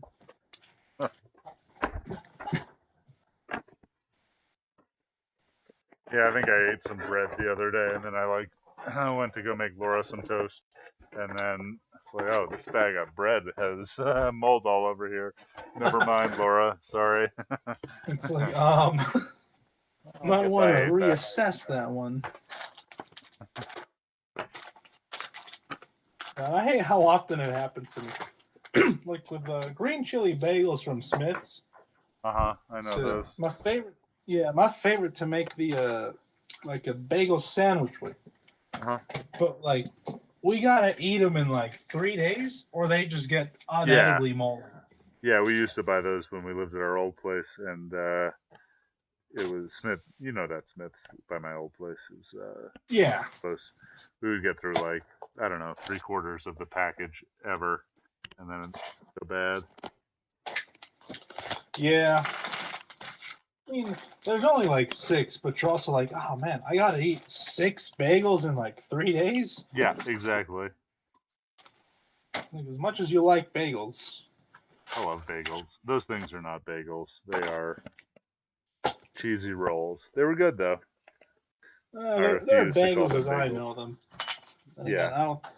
I haven't quite been to the East Coast. So. No, but like they're technically not bagels. It's not just like me shitting on Smith's bagels. It's like a bagel must be boiled and then baked. It is chewy on the inside and crispy on the outside. Those things are round rolls.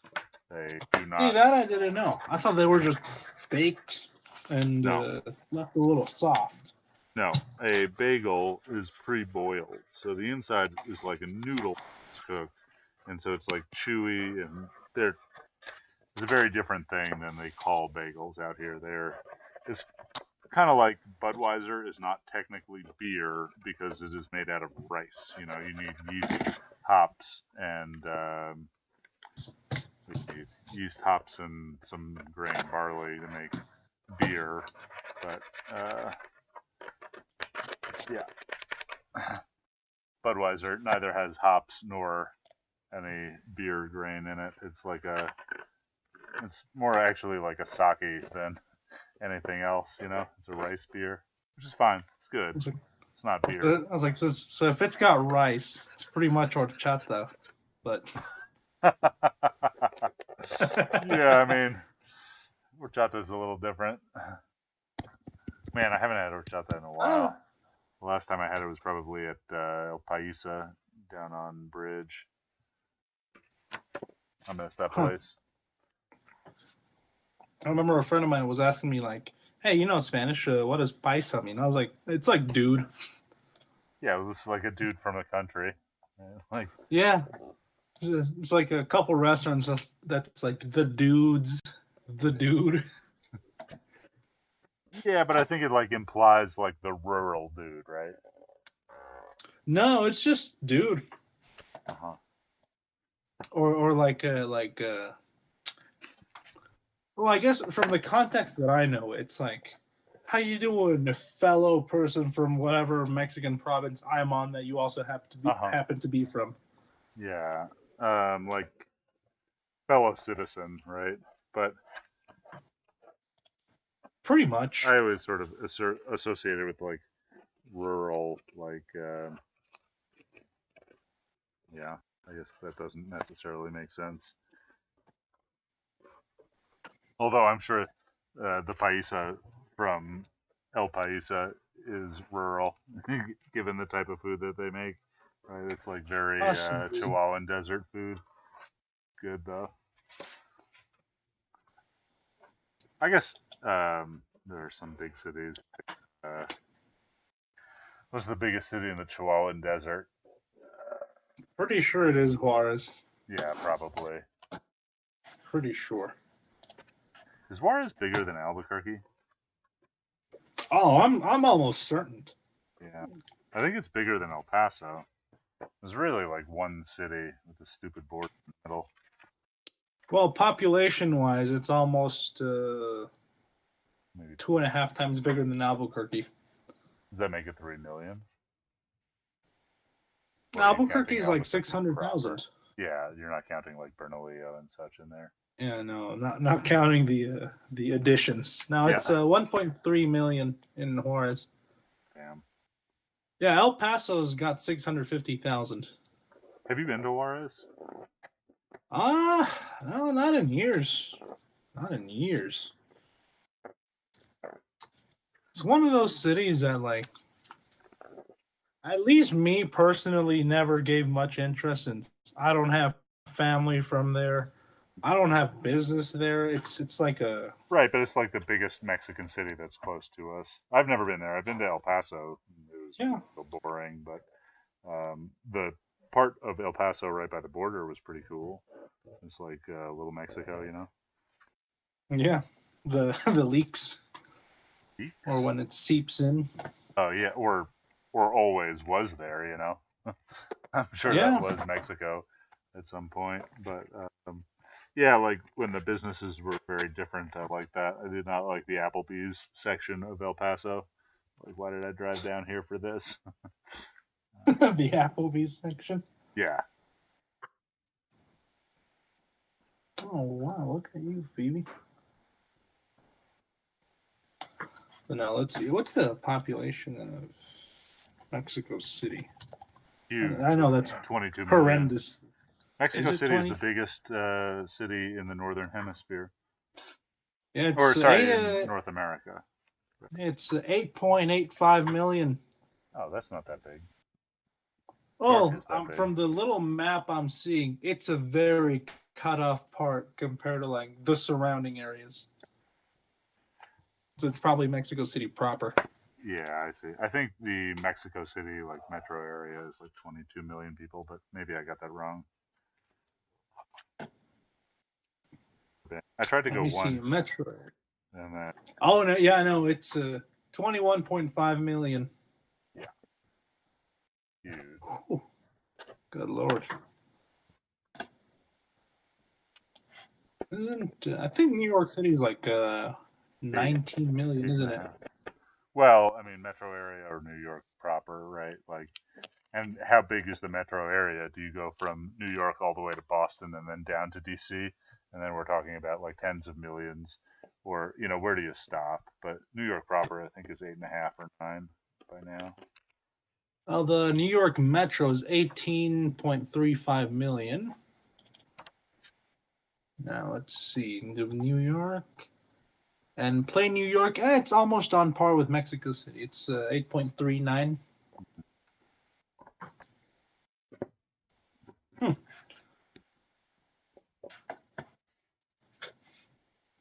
It turns out California has less people than I thought. You know, for the longest time, I always thought it was what do you call it? 50 million people, but I think it's 30. 39.5. That's a lot of people. Well, it's a pretty big state. Yeah, that's true. But I mean, we're a pretty big state, and we have like 2 million people. Yeah, no, I was telling a friend of mine in the Netherlands. He's like, just to give him a scale of like the U.S. to Europe. I was like, look, Mexico and New Mexico and Germany, pretty much the same size. Is that But New true? Mexico's got, yeah, Huh. it's a pretty identical size. But we have 1/40th of the population. Yeah. Yeah, I think like the best part about the state is that we have no people. Yeah. It's like straight desert. Oh, well, then you go north, and it's just really pretty forest. Yeah, like it. Or I mean, even south, right? Like the Magdalena, Mogollon, the Gila Yeah, Wilderness. it depends where you go, because there's some parts that are just horrendously bad. Yeah, like Lordsburg. Yeah. My buddy was on a trip recently and broke down. Spent like 2 or 3 days in Lordsburg getting his car fixed. I felt bad for him. This is not a good place. No. Sorry to anybody out there from Lordsburg, but your town is terrible. I like Las Vegas mostly because of like what's around it. Yeah, Las Vegas, New Mexico is cool. It's nice. It's funny. So from the travel restrictions, because some people are just going to inevitably travel even though they're quarantined. So every time they're like, "Oh, I came from Las Vegas," and I was like, "Please tell me New Mexico." They're like, "No, Nevada." I was like, oh, yeah, nobody comes from Las Vegas, New Mexico. It has like 13 people in it. Oh, we have a nurse. She's got family there, so every time she's like, "I'm coming back from Vegas," we don't even got to worry. Las Vegas is the home of the worst Blakes that I've ever been to. Really? Yeah, I think the Blakes get so there's like over what is it? It's on like I think it's on Comanche, the Blake's distribution center, and they have one in the parking lot. Maybe it's on Montano, but that's a really great Blake's. Like all the vegetables are fresh because the distribution center is in their parking lot, or rather, they're in the distribution center's parking lot. And then as you get like farther and farther away, like up towards Farmington or Vegas, you start getting like older and worse vegetables on everything. Like the meat's frozen, but I once stopped in a Blake's in Vegas on my way to Colorado, and like you get green chili on everything. I forget if I got the breakfast burrito or the Lotta Burger, but it was like fizzy and fermented, which tastes kind of good. But then I was like, can't eat this. This is not what this is supposed to be like. The one up in Farmington is also pretty gross sometimes. I think it's just like how far they are from the distribution center determines the freshness of the Blakes. Yeah. Well, I don't know. I don't think. I don't think I've ever had a bad Blake's experience. Yeah. Like, with the food. There's been times where like I'll order something and they're like, "Hey, we don't have one of the items you ordered, so we're gonna substitute it." Yeah, that's fine. I'm like, all right. Which, have you ever had their chili cheese fries? Yeah. Yeah. See, every time there's one on the one closest to my work that's central and like Wyoming-ish. Mm-hmm. Yeah, that one they never have chili. Interesting. So I'm gonna go to another one. It's like, all right, I like your chili cheese fries, but come on. Yeah, I don't know if you've been to the one on Gibson over by I-40, like Gibson and maybe Yale or University. They started turning it into a damn Burger King. Like everything is automated. It's a little faster. They're still like the slowest fast food on earth. But I much prefer like they used to have one on. It's not like some sort of chain Mexican place, but it was on Broadway in Gibson. Do you remember that one? Yeah, I know that one. That one used to take forever, but it was like you walk in and there's like 7 grandmas making you breakfast burritos. It was great. Oh, it's the one that turned into a Taco Max. Yeah, it was like a chain burrito spot. I think I haven't been there since it's changed. It's a really good taco place. I'll give them that. Interesting. You know what I discovered right before the quarantine, and I won't go there right now, is right by my new house. Is I always forget if it's like an Albertos or Filibertos or Albertitos. Filibertos, yeah. No, but it's not. It's like Filibertitos. It's like the knockoff of the knockoff. Like none of them are actually related, but it's like always, you know what I'm talking about. I think But I've seen. Is it on? Is it next to that? Like Zuni and San Mateo? yeah, exactly. It's Zuni, a couple blocks east of San Mateo. It's like Zuni and Yeah, yeah, I know that one.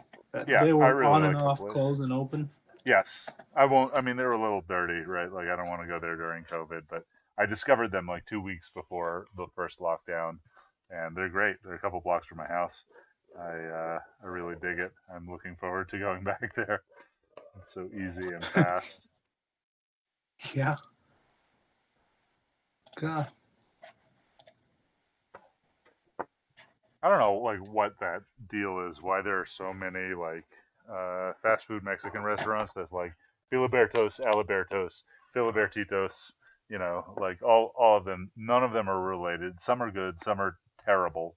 Like, but everybody takes that same like rips the same graphic probably from the same sign shop. Like makes all of the restaurants look like they kind of are a chain, but they are definitely not a chain. Well, maybe it just sells them. Maybe, right? But like, oh, business Oh, call. hold on. Hold on. I'll take this one.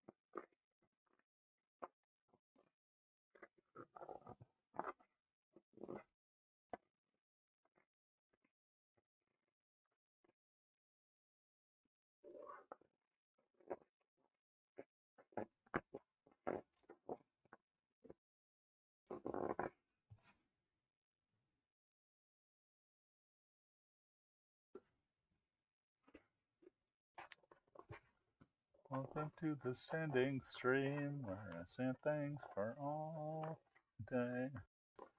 It is terrible. It's the worst entertainment of all time. It's like watching grass grow.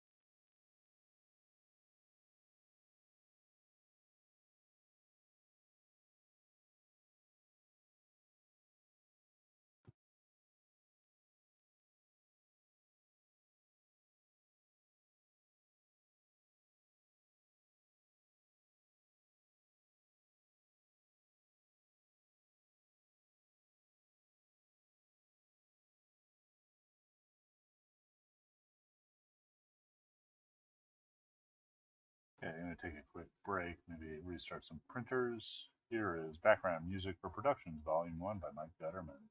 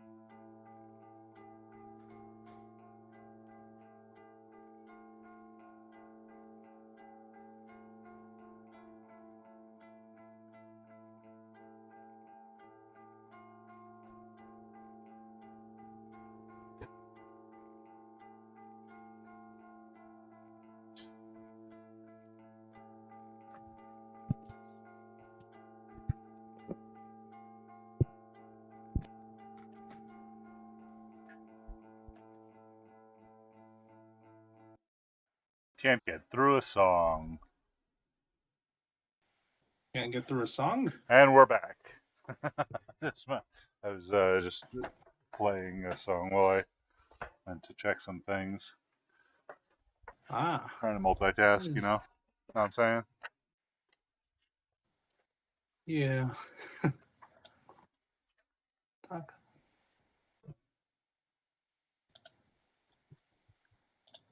Did I? Yeah. Mr. Buckish Barney says, "Daddy, you never told me you streamed." Apparently, I have an illegitimate child on Twitch. Oh, you're on Twitch too?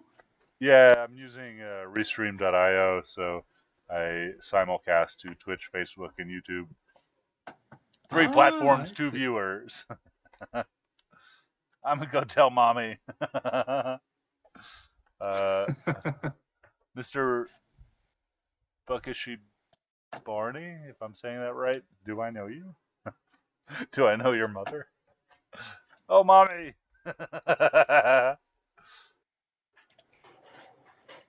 It's weird. The Twitch console says nobody is viewing, but somebody is commenting.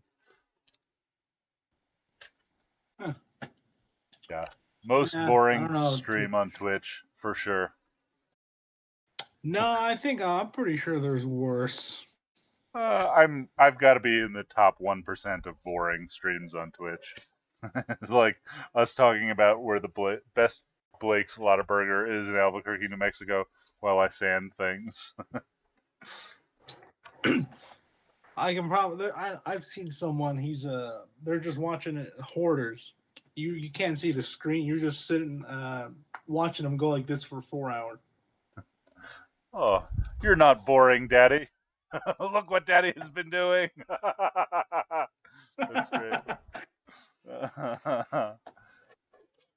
Yeah, when people start talking to me, it's fun.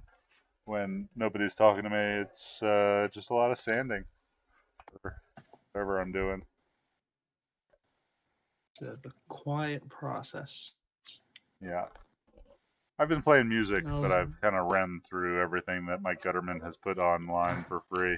So I got to find some, I can't listen to the usual radio or Pandora or, any of the streaming services because of copyright stuff. But, Oh, did you see that new just stupid copyright law that they're putting in this the new bill on Monday, or No. attempting to? So it's basically like anyone who streams a detectable amount of X song without licensing or whatever, they could face a felony charge. Cool. Yeah. Sucks. Rightfully pissed off a lot of people. The other day, I made the mistake of. When will you take me to that baseball game you promised you would take me to, Daddy? Oh, God. Man, I haven't been to a baseball game in forever.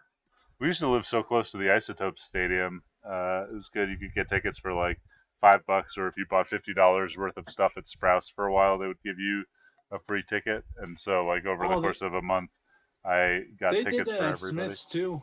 Yeah, that's where I was going. The Smiths on Yale.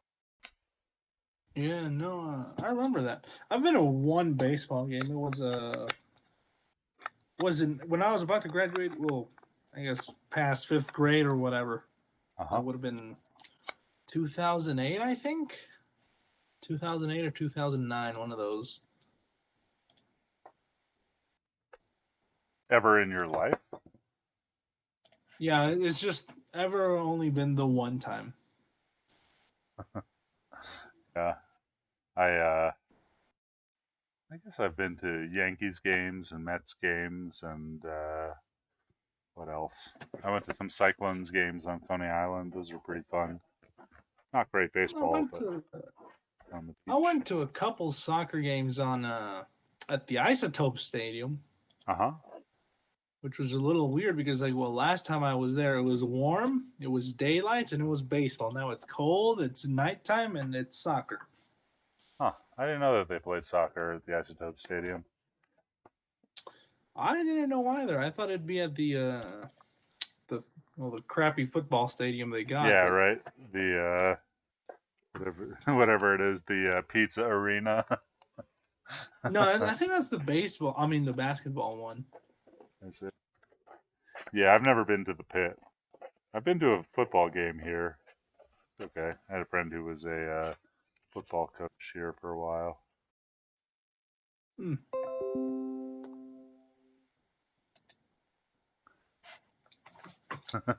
Jeremy North says my beard is looking good. Yeah, no beard. It does not get in the way of eating anymore. Now I can really bulk up for winter. That's what I'm working on here. like this part of my mustache right here, it's fine until I have to wear a mask. Uh-huh. Like not like those surgical masks, like the N95 they give us Uh-huh. for testing. Oh, that just becomes annoying. Uh-huh. I bet. Oh, it's worse with this one. I've actually started to use it for whenever I'm printing or whenever I fix. It's really annoying with this thing. Oh yeah. That's a real respirator. Yeah, it gets caught on the little seal there.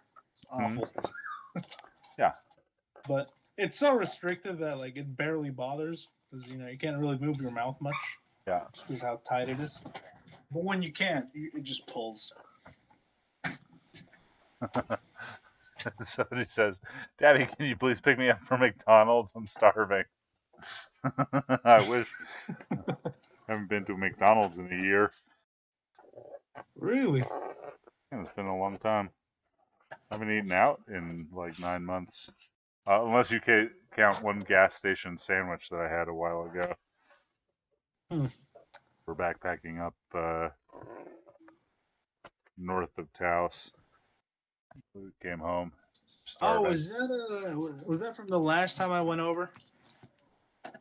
I think you mentioned going out and hiking or something. Yeah, we found. Can't even remember the name of the valley. It's like some big volcanic valley up north of Taos, and it was pretty cool. Like we found these an old abandoned ranch, and like we were hiking, and then we backpacked like way out and camped by this stream. And then in the morning, we woke up with a herd of cattle in our campsite. It's like grazing land, which is cool. Like it was the first time I've seen multiple coyotes. I've always seen just one or two here and there, but like they were dogging the cows. We kind of watched them chase the cows around, but like they had no chance against the cows. They were just like yeah, no, cows. I was like, my money's on the cows. Yeah, they did not get anywhere, but they were harassing them and chasing them around our campsite. It was interesting to watch. But then there was like a big cow pie right where we were cooking. So, Daddy, why did you never take me camping? I don't know who this guy on Twitch is. Pretty funny, Mr. Buckish Buckshy Barney. I don't know how to say that name. My own son. The strays. Yeah, I'd like to do a lot more camping and backpacking when the weather gets nice again. We did not get to do too much of that this year. Pretty much just sitting.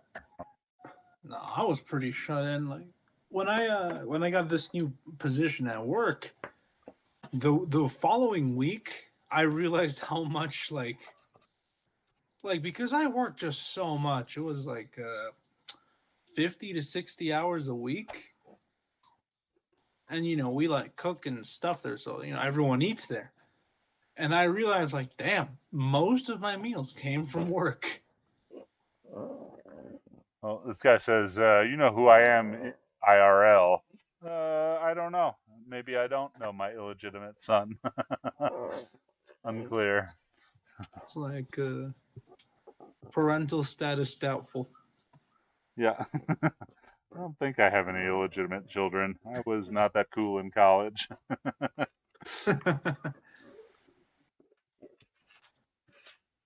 That.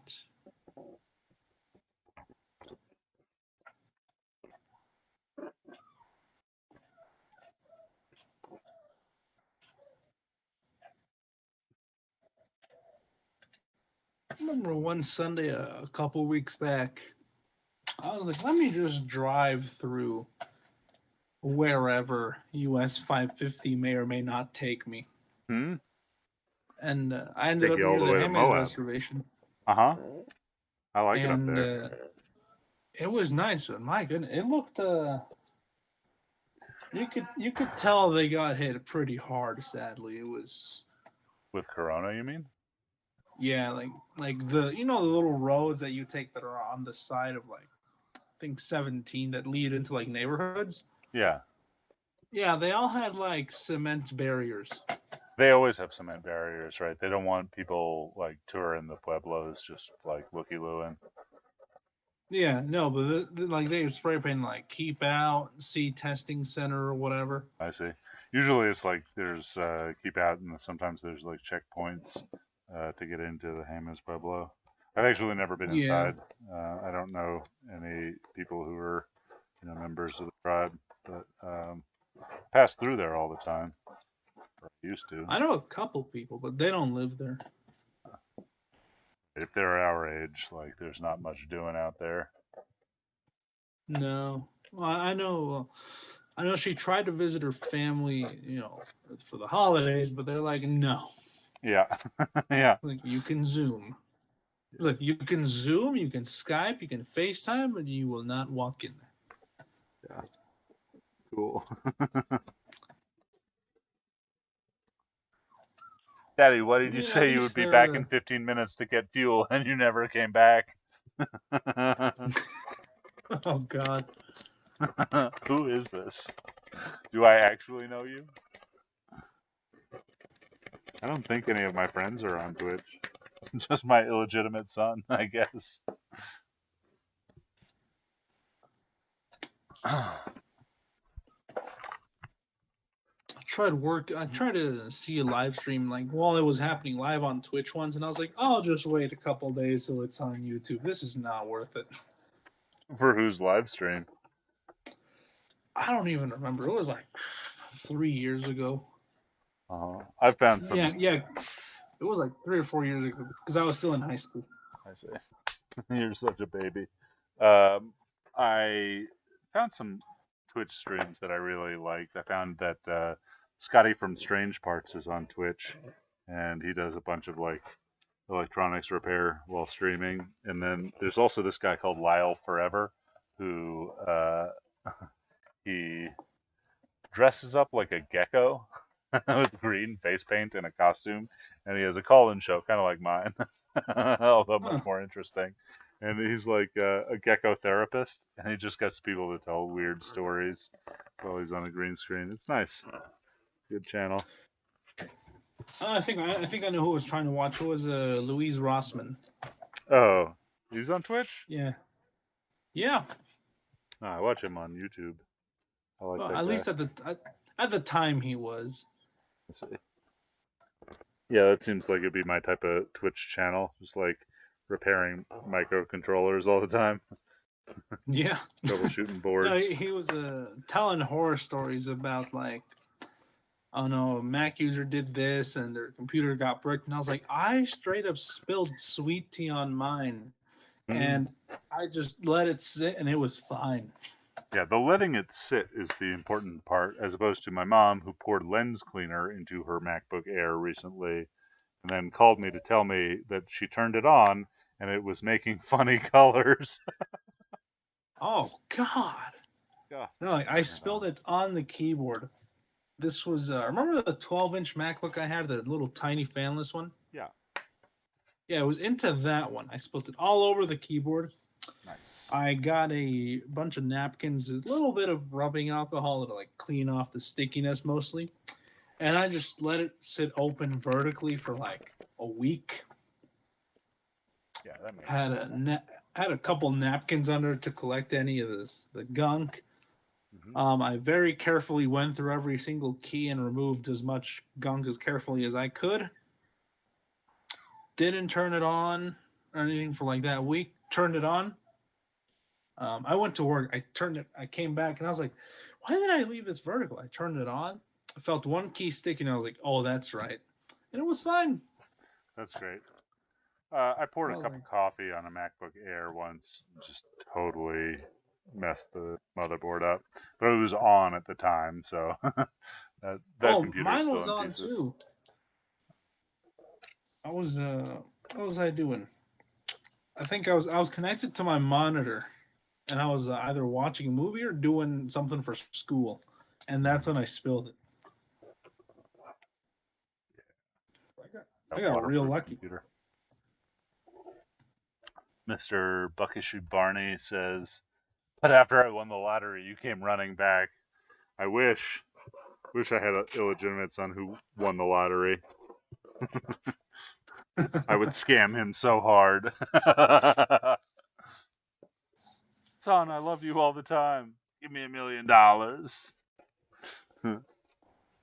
I made a deal with a couple of my friends that if any of us ever became billionaires, we would give the others $1 million.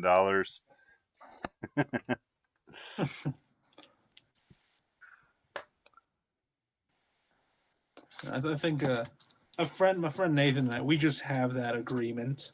Yeah, It's like it's a good one. If you ever make $1 billion, you owe me a little bit. yeah. My goal is just to have my friends Ryan or Gary make $1 billion, which is going to be tough as photographers, but I'm rooting for them so I Yeah. can make my $1 million. You're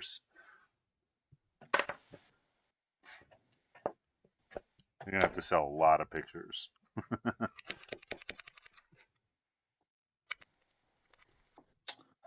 No, I'd like to make enough to afford shooting as much as I do, Mhm. and then I'd like to make probably enough shooting to a little afford more. doing nothing ever for the rest of my life. See, that's my problem. It's like I really like I like the position I had where it was like direct support care.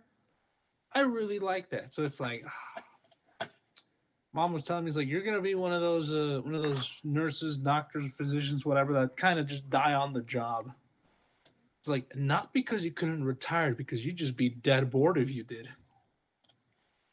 Mm-hmm. No, I wouldn't be bored. I'd make people free cameras, but less of them than people pay me to make now. No, the hardest part of that month, well, yeah, it turned out to be like 3 weeks basically of like actual quarantine. Was like not being able to do anything. Mm-hmm. Yep, pretty boring. It was terrible. Yeah, I watched cartoons for about a week. The first week of quarantine, I had no orders. I didn't know if like the camera business would continue.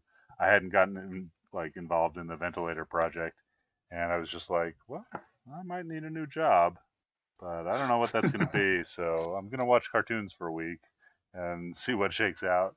And then things got really busy. Have been busy for the last 9 or 10 months. Yeah, I think we're cresting on 10. As soon as I told us about like, yeah, you're gonna have to start wearing a mask at work and everything, I was like, all right, because I was working like 24 hours a week at the time, like actually being able to go to physical school, Mm-hmm. And I was like, all right, well, it's all going to CNM's like, yeah, we're gonna give you guys a spring break per se. Mm-hmm. And I was like, we're not getting a spring break, we're just going online. Yeah. I was like, well, may as well sign up for 40 hours a week. And then I was like, dang, I still have way too much free time to do nothing, considering how little there is to do. Yeah, you got to build some And I cameras, was like, man. could have, but it's kind of stuck here. But and I was like, I called the manager, was like, can I sign up for 50? And she's like, you sure? And I was like, yeah. I was like, Yeah, pretty bored. it's not. I was like, Brandon, it's not like I think this job is hard, because like Yeah. it's super easy for me. I'm just bored. Yeah. That's cool. Your job sounds like there's a lot of interesting people who keep you amused. Yeah, there is like between like the residents and other staff, Mm-hmm. or like inside jokes that we make with some residents. Yeah, it sounds kind of fun. I mean, I wouldn't want to do it, but I'd go hang Yeah. out there one day. It's definitely interesting. There's one gentleman. He really likes to stress test people at the max whenever he sees someone new, Uh-huh. and then he'll like try to scare people who've been there for a while. Uh-huh. The trick is to just not mind him. Like, Do you I can know who really, Mr. like- Beast is? Yes, I know Mr. Beast. He's always giving people money on YouTube. Oh yeah, Mr. Beast. Didn't he open like a burger place around the nation or something? I don't know. He's like he's done a lot of weird stuff where he gives things away for free. It seems like a YouTube method for success. Seems I funny. mean, it's a very strange way of being a philanthropist. Yes, I don't hate it. It's very confusing, but it just works. Maybe Mr. Beast will give me $1 million, and I will never do anything again. I'll work on getting diabetes. I remember one of like the few videos I've actually seen of him. It's like where he bought a car lot, he registered them all for Uber, and then just told the people, "It's like, oh yeah, here's your car keys, car's yours," and just walked off. Yeah, crazy. Soon I'm gonna get that YouTube money. I got almost 1,000 followers. Nice. It's 1,000 more than me. Well, but you're not on YouTube. I had a little channel when I was like 10, I Uh-huh. think. And it was just dedicated to like 3 videos of my friends and I doing very mediocre bike and skate tricks at the time. Cool. I'm pretty sure if I looked for it, I could find like the email and password and everything, but it's like, it's not worth the effort. Maybe you're gonna blow up after your BMX career takes off, Gerson. Oh no, that ship is. Did I tell you about the time that I landed on a moving car? No. Oh, it happened twice. Why? The first time it was just, I was like, oh, that's just bad luck. I was fine both times. Oh, windshield Bad is much luck. softer I mean, it than seems you like think. you would have to be trying to land on a moving car to do Well, it. no, the first time was bad luck. The second time was very avoidable. All and right, that's stop. Explain what were you doing that We you were landed on the skating moving car? at La Cueva. Uh-huh. In Wait. the middle of summer. La Cueva, like up in the Jemez. No, well, no, like the high school La Cueva. I see. Yeah, and you'd think there wouldn't be any traffic on the actual campus itself in the middle of July. Uh-huh. But no, I just happened, I forget where I jumped off of, but I landed on the very slow, we were going like maybe 20, 25 miles an hour. I landed on the windshield. Oh, that's I what did felt you jump terrible. off of? I don't even remember. It was like a good 10 feet above where the vehicle was. I see. But it was like from one like taller roof to a shorter one. See. And the driver felt terrible. Like, I'm so sorry. Like they thought it was their fault. And I was like, no, you're fine. I can still walk. That's all I care about right now. I have been hit by a car on my bike that was the driver's fault a couple of times actually. But no, I never jumped onto one on a skateboard or a bike. That seems like lunacy. Well, the first time was sheer accident. Mm-hmm. I convinced him that it was fine. I was like, look, I'll sign something if you want. Uh-huh. And I was like, well, that's not going to matter. I'm a minor. What the hell does the law care about a minor signature? We all went our merry ways. Second time, it was very avoidable if I had looked to the direction the car was coming from. This was at like Wyoming and Kendall area-ish. Uh-huh. It was near my high school, Sandia. Uh-huh. And that time I got up. I was like, all right, my legs still work. I should probably quit. Wait, were you trying to land on a car this time? No, I was like, I should probably quit skating. Yeah. Were you on a board or rollerblades or a bike? Board. I see. Yeah. Yeah, probably. Yeah, probably done. I'm too old for that. Now I use my skateboard to move my centrifuge around the shop because it's like 200 pounds.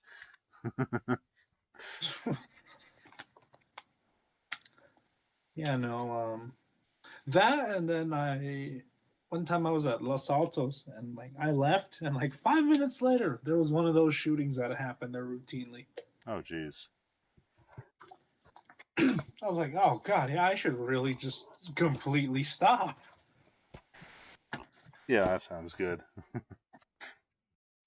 Yeah, and then I got a. No, then I really got into like photography, and that's when my lungs started getting a bit more damage.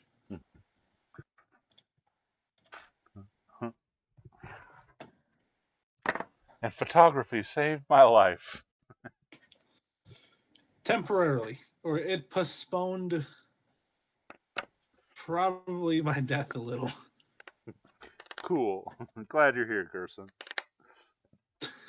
Thank you. I'm glad to be here.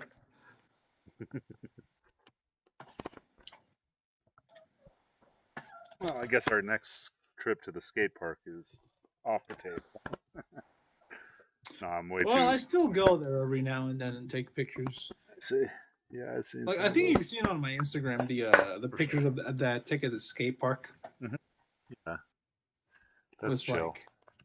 like a very high powered flash with a very slow shutter speed. Hang on a sec. We've got Matthew Joseph. Let's see. Make myself small. Hello, Matthew Joseph. Right.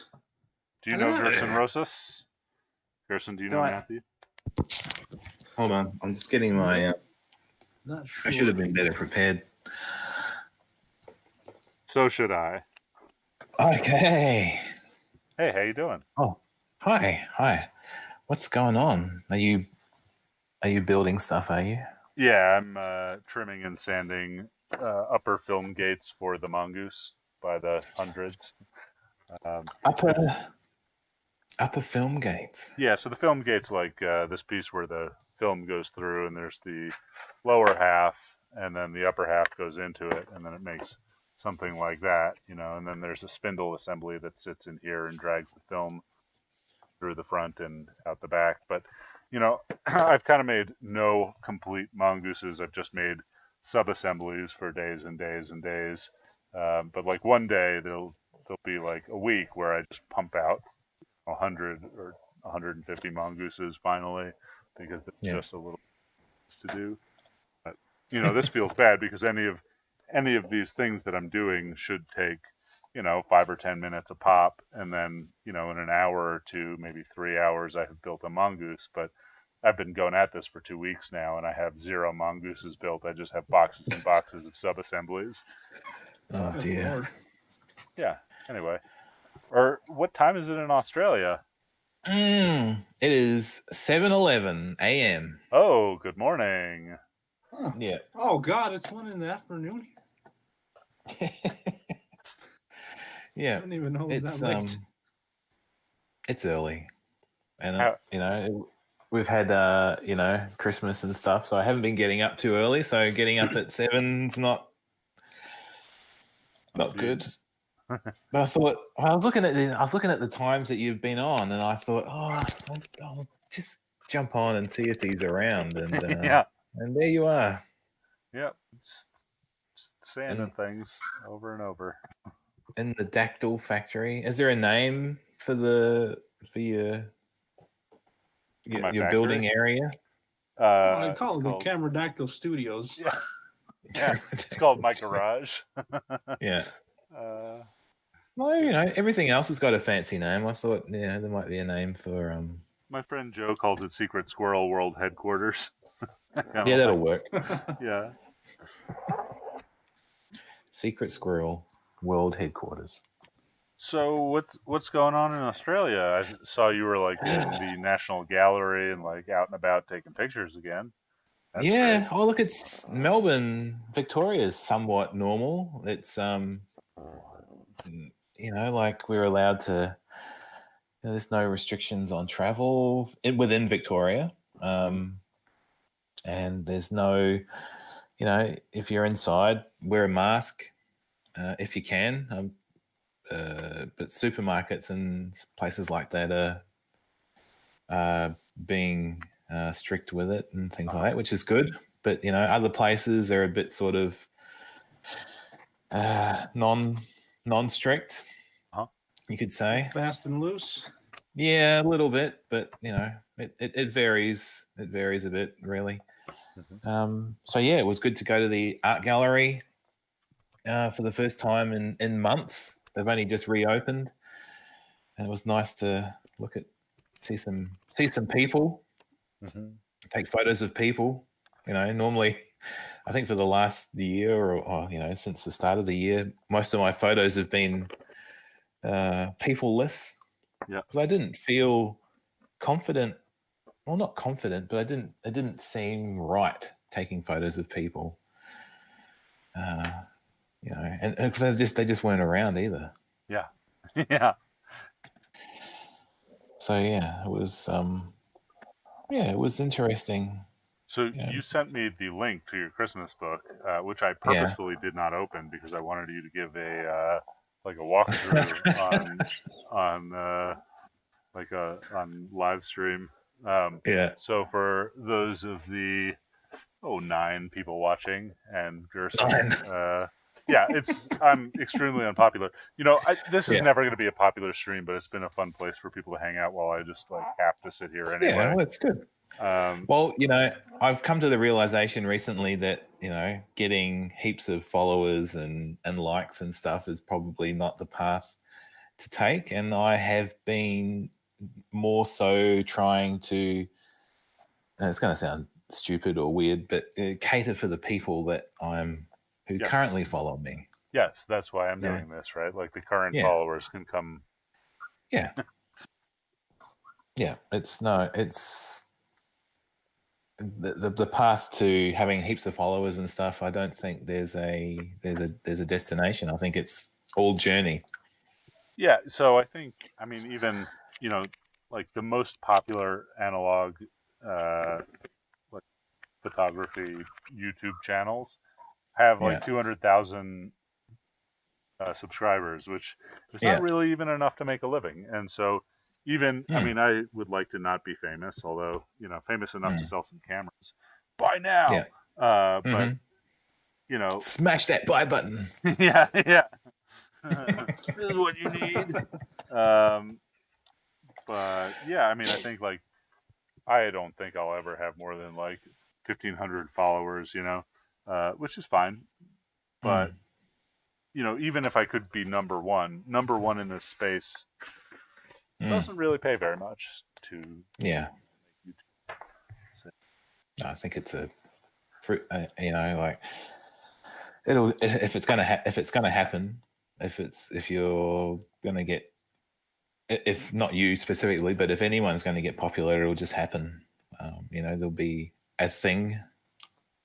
It doesn't take much, I don't think, from what I've seen on Twitter and things. It takes more than I'm doing for sure. Well, it takes that. Well, there's no reward for people who work hard or who are creative like that. It's random. I think like that one tweet or that one Instagram photo. Yeah, I just need Katy Perry to retweet me one of these days. Then I'm going to be huge.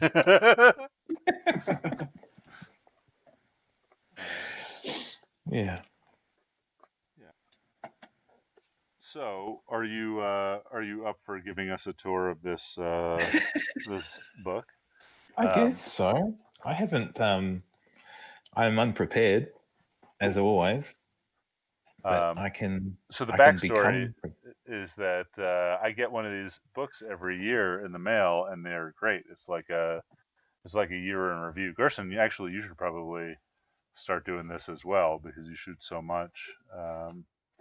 But yeah, I should, but I don't know what I'd put in it. Well, just like the things that you've done in a year. You put everything in it. I've been doing this this is my 10th year, and it's the first time I haven't actually printed it because I didn't print it for a couple of reasons. I couldn't be bothered was the biggest one, but the second reason was I didn't want to risk these things being lost in the post. I especially the state of the mail system at the moment internationally. I didn't, and I couldn't risk them going missing. Really. Yeah, it's holding up the first batch of mongooses right now. It's just like waiting on, each mongoose is probably missing $3 worth of parts from China, but like Yeah. without that one specific part, you can't connect the control box to the thing. Oh, we got somebody else. Let's see who it is. I got a package from Japan that's been in the mail since March. Hey, it's Chuck. Chuck Matthew Yeah. Gerson. Howdy. You're live. I am live. Matt's about to show us his year in review photos. You'll dig this. Chuck is an old friend of mine. He's super old, and is a Very old. photographer in his own right in Seattle. Mostly of my child's poops. Have you started making an album of Ansel's poops?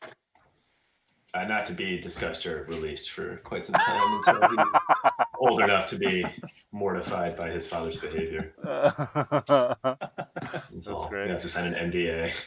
Are you saying poops? Is that what it is? Oh yeah, poops. Oh man. wow. Yeah. Yeah, I like it. Yeah. Scatography. Respect. I wish I could post photos of poops online. Oh, I definitely did that. I saw a book about like a scrapbook of crime scene photos. Quite gruesome. I didn't think it was actually the corpses. Yeah. Oh no, there's I can't think of his name, but there was a photographer. He was an actual crime scene photographer. He shot ultra wide angle photos on a tripod and lit them. And yeah, they did basically rooms with murders in them and stuff. He was an actual police photographer. So I don't think it. Well, yeah, it might have been Ouija, but it didn't really match his Not sure other Ouija. work. Yeah, he Ouija was wouldn't a have wide super for wide large stuff. format, but I wouldn't say tripod wide angle. Hey guys, Let's I'm see if gonna I get a can- cup of tea before we start this review. I will be right back. Okay. You guys can talk amongst yourselves. All right, we'll talk. I'm just trying to find this. I do have like a couple pictures that I have gotten like not darkroom prints because I just haven't had the willpower to stay till 4 a.m. printing. But we got some from like I guess a year in review. Yeah. That's from July, I think. That's nice. Yeah. Cool. This is I don't know if you're familiar with, but it's the San Francisco de Assis Church, the one that Ansel Adams took a bunch of pictures of in Taos, New Mexico here. All right. So this used to be a motel, got turned into apartments, and then got foreclosed within a 2-month span. Excellent religious iconography. Right there. Have you got a Instagram or something like that so I can check out your Yeah, actually. pickies? Is there a place to type on this? Yeah. I think there'll be a chat. Yeah, in the there it is. upper right-hand corner chat with everyone. You can drop that There in you there. go. Perfect. That's the handle. Is it me or is Ethan's stream like a blurry mess? It has been for me all day. I thought it was my internet, but Right? No, it's because you guys are sharp as can be, and like Yeah. Ethan's looks like it's 1990. I think and he's got significantly better connection than me. I think we are basically seeing ourselves live, and then when we see Ethan, we're seeing the combination of all the streams or something. Yeah. 'Cause the Facebook feed looks fine. I think he's had a haircut. Yeah. I can't we're- quite tell. We're encouraging him to go Joe Rogan and just shave the whole thing. I think he's done it. No. I think that's what he's done. He might. This gem from the Trump rally that happened here in New Mexico last year. That's fun. Oh, That's a good look. I'm getting close to the screen thinking that'll help. That's Yeah, no, you got real tiny, real fast. Yeah, Oh, that's my Instagram handle there. I've put most of these on there. Got Alright. some, I think this one I took on Halloween. Just some very scary looking cows. Cows are scary. Oh yeah, he's foreboding cow. Yeah. Cows are scary because they're huge and they behave like dogs, and it's a bit unnerving when you're somewhere and there's a cow and they come right up to you and they're wanting pats and stuff. Or they're just curious animals, you know, like you make a noise and they come over and it's just like, oh, did you know that you're massive and you could probably crush me, but you're behaving like a puppy? Yeah. No, there was a thin wire fence between us. Oh yeah, well yeah. I'm sure if the bull just waltzed through it, it would take the fence with it without hitch. They're scared of that electric shock though. That's what they don't want to happen. They don't want that, but they don't know if it's on or not. It's on like 2x4s, and then there's just wires that go through the 2x4s. Oh yeah, there's more. I can see more scary cows on your Instagram. Yeah. There's I spent a good 2 rolls on those cows that evening. Yeah. Really only till the light just wasn't cooperating on 1.4. Yeah. You know, cows are cool. And sheep. I'm from New Zealand, so you know, all photographers are basically told don't shoot photos of sheep. It's too much of a cliche. You know, I don't think I've ever taken a photo of a sheep here. Okay. Missing out. Yeah. Very passive. I know goats. I've seen a lot of goats, but I've never actually seen sheep. At least not in the parts that I've been to in the States.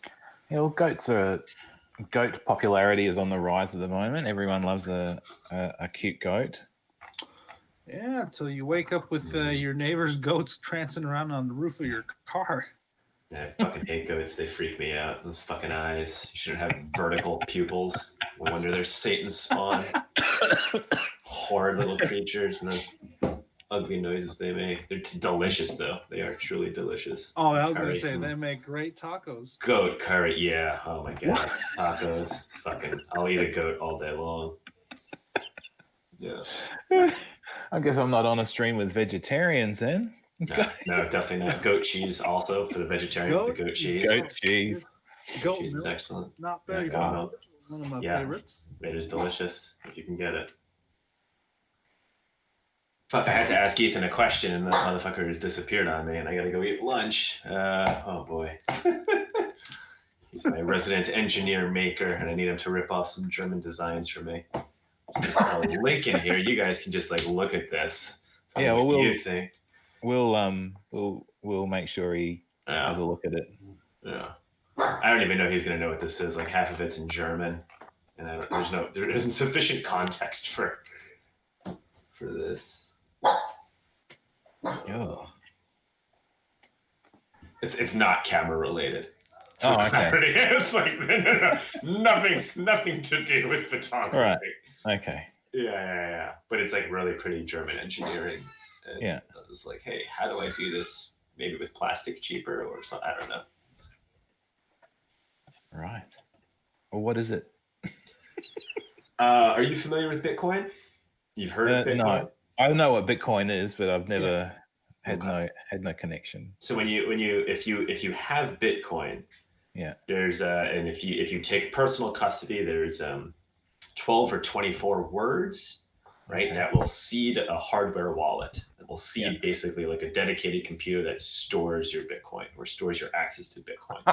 So there's 12. Talking about Bitcoin. There we go. Now. He's back. Perfect. Yeah. So hey, Ethan, I gotta run to lunch here, but I just take a look at the link that I put in the chat when you get a moment, and see the products that these German dudes are cranking out along those lines of how do you safely store the seed words in an encrypted format so you can retrieve them without a thief knowing what to do with them. Sure. I mean, but then you have to store the key to the encryption. But you can store the key to the encryption in a very clever way. Like the guy has solved it and like, oh shit, you fucking Germans. Okay. Yeah. So give it a peep. Gentlemen, go back to photography. I just meant to steal his brain. Have a good one, y'all. Okay. See you guys. I'll see you later. All right. It's for the dream. It's for the dream book, Ethan. Yeah. Probably I should have been just trading Bitcoin all of this time instead of making camera parts.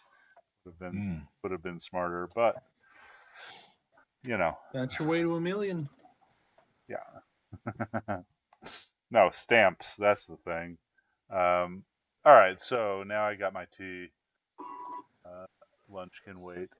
Let's see this book. Do you know? Can you do like a screen share and walk us through it? Yeah. Okay. All right. Let's That'll be great. present. I Might as well present my entire screen. I got to grant access to it.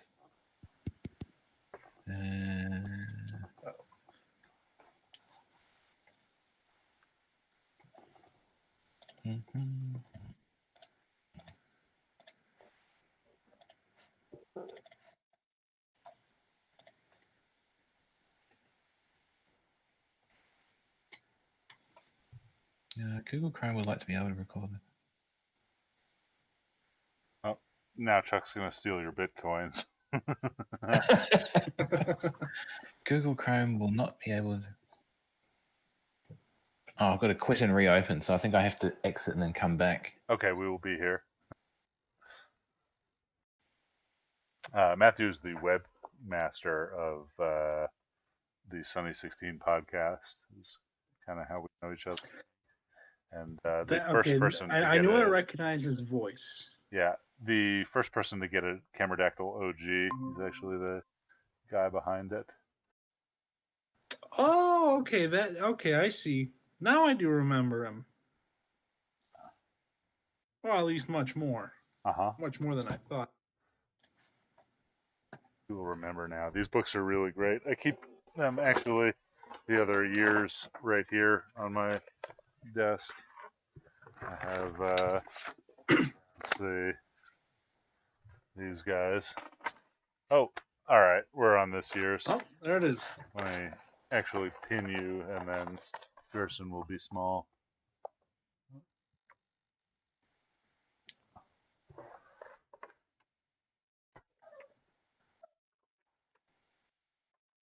Nope. Now he's gone again. Nope. Oh, now he's back. There he is. I've got no idea what I'm doing. You got that Outback internet.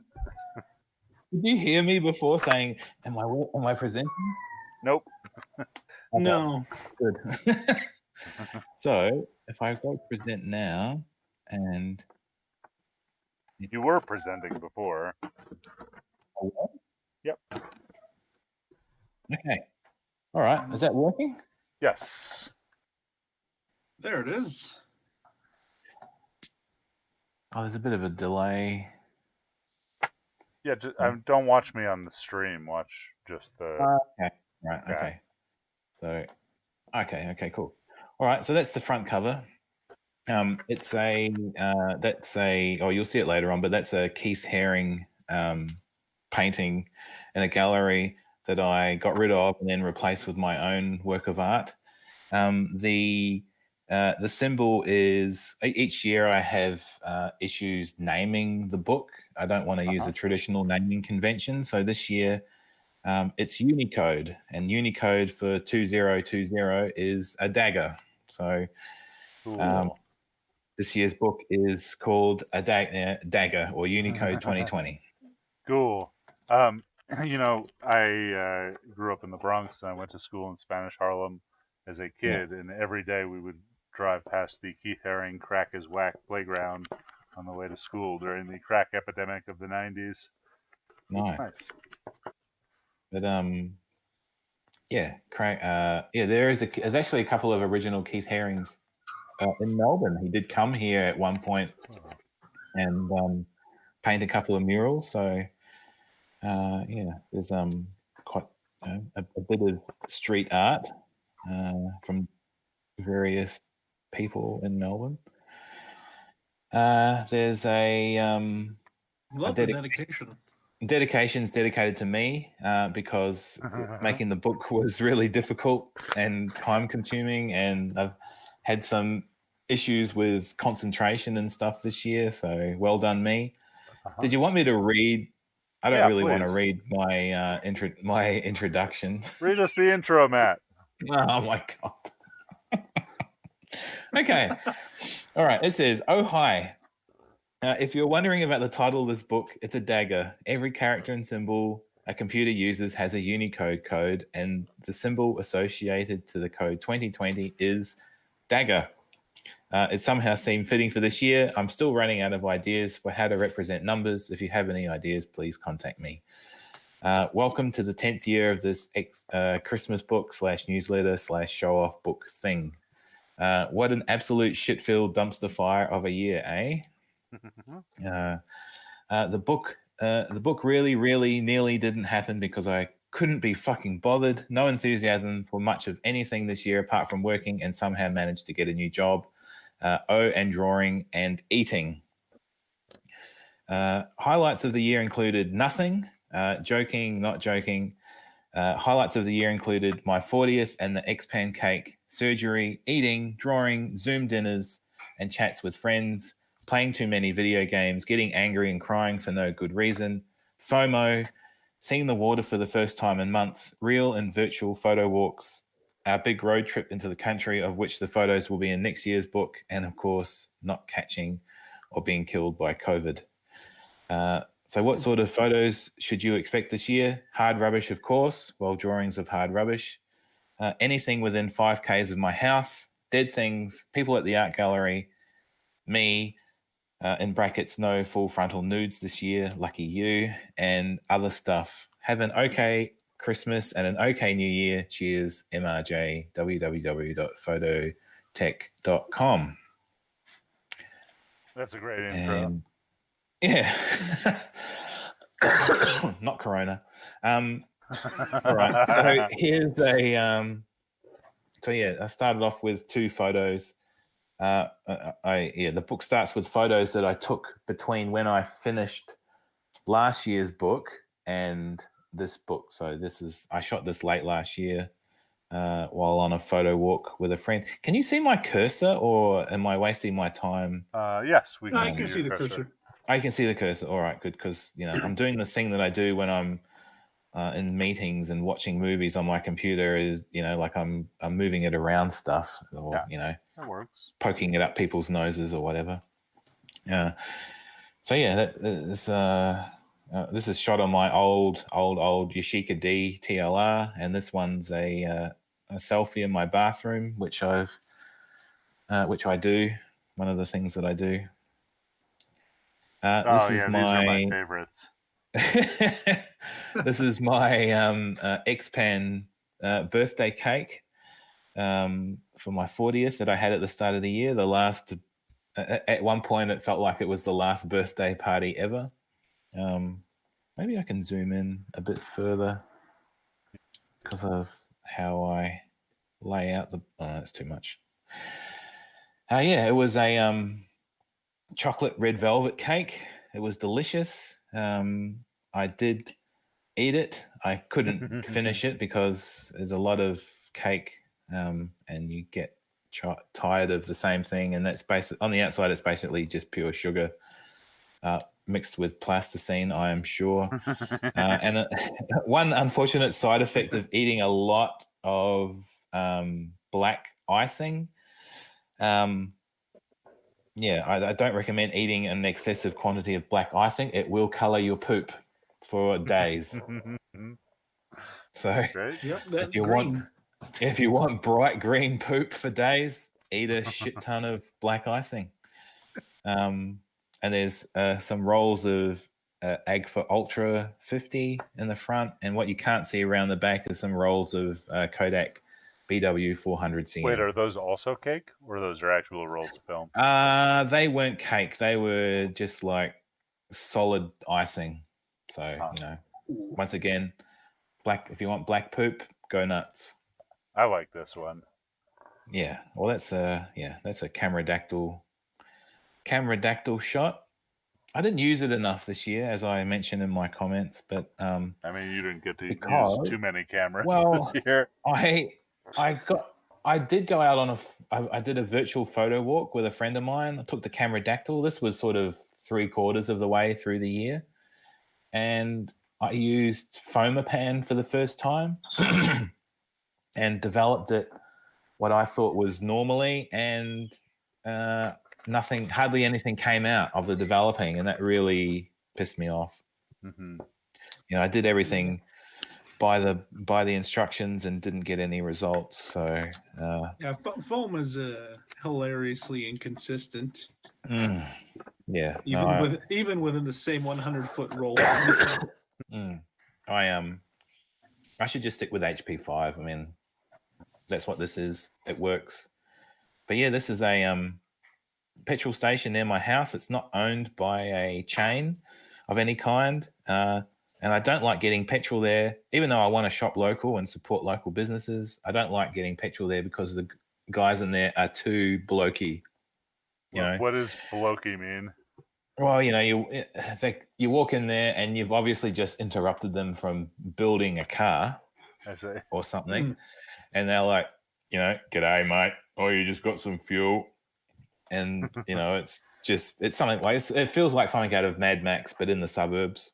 Gotcha. Yeah, and I can't. Even though I work for you know, like a transport authority and have to talk to people I used to have to talk to people about cars every day. I can't communicate with with people about cars too much, especially when you own a boy racer car that's bright red with big wheels on it. You know, they want to talk about the car. What is your car? Now I want to talk about your car. Well, I told Graham from Sunny 16 what my car was, and he called it a chav car. It's like a hot hatch. It's like a little boy racer hatchback. Anyway, I'm a fan of those. Okay, I don't know how to share with you a picture. I can't. No, I can't share a picture of the car. Well, just tell us what it is. I'll send you a link later. You don't want to say. I don't want to wreck this. I'm notorious for wrecking something while I'm on a roll. Okay. Oh no. This is the original photo from the cover, the original Keith Haring that I shot at the Art Gallery last year. I think it was my favorite photo that I took all of last year, just because it's so sort of clean and sharp, and even though it's a digital photo, I really like it. And the color, the reflection of the color on the floor really gets me. Like, it's so bright and so well lit that it sort of reflects in this floor, which, you know, wasn't exactly a shiny surface. So I kind of like that. And this is from the same trip to the gallery. It's a giant Cause statue. The guy who does like the cutie cartoon kind of statues and paintings of things. He ripped off the Simpsons. He mimicked the Simpsons for some things, and yeah, they're like mice. They look like mice, or something. Very, very commercial, very graphic sort of art, but not really my thing. But you know, I had a look anyway. This was at a car meetup, which I went to because Amber had a friend who was selling T-shirts there. But this is the first color film that I developed myself at home. Oh, looks good. Nice. Yeah. After decades of developing color film commercially, I developed my first color film at home, and it worked out quite good. I was quite happy with how it came out. And this is just a random street photo of a guy taking a photo in the afternoon. I did the FP4 party this year. Just another reason to shoot film. Everyone shoots the same film for a week and shares the results online. I didn't particularly like FP4. I think I fucked up the developing of that. Yeah, I So, just like that film, but it sounds like a fun time. I yeah, might get in on that yeah. next year. Yeah. I've never even shot it. Yeah, you're not missing out. Yeah, it's All right. it's kind of like Duly FP4 and noted. Plus X are like, nah, but Tri-X and HP5 are real nice. Yeah. This is Try double X. This is a photo of the shop I used to work in. I spent 11 years in this shop. It used to be a photo lab and a frame shop, and we sold some camera stuff. But yeah, I spent 11 years in that shop, and they moved, and it felt quite cathartic for them to move out of the area. I wasn't involved. I didn't have to be involved in cleaning or moving, which was great. That would have been a fucking nightmare.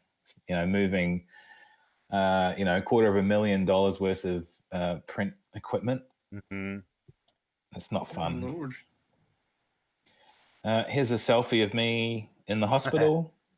I had a hernia that I got patched. Nice. And it was my first time in hospital. And the food wasn't as bad as you'd think, in this country at least.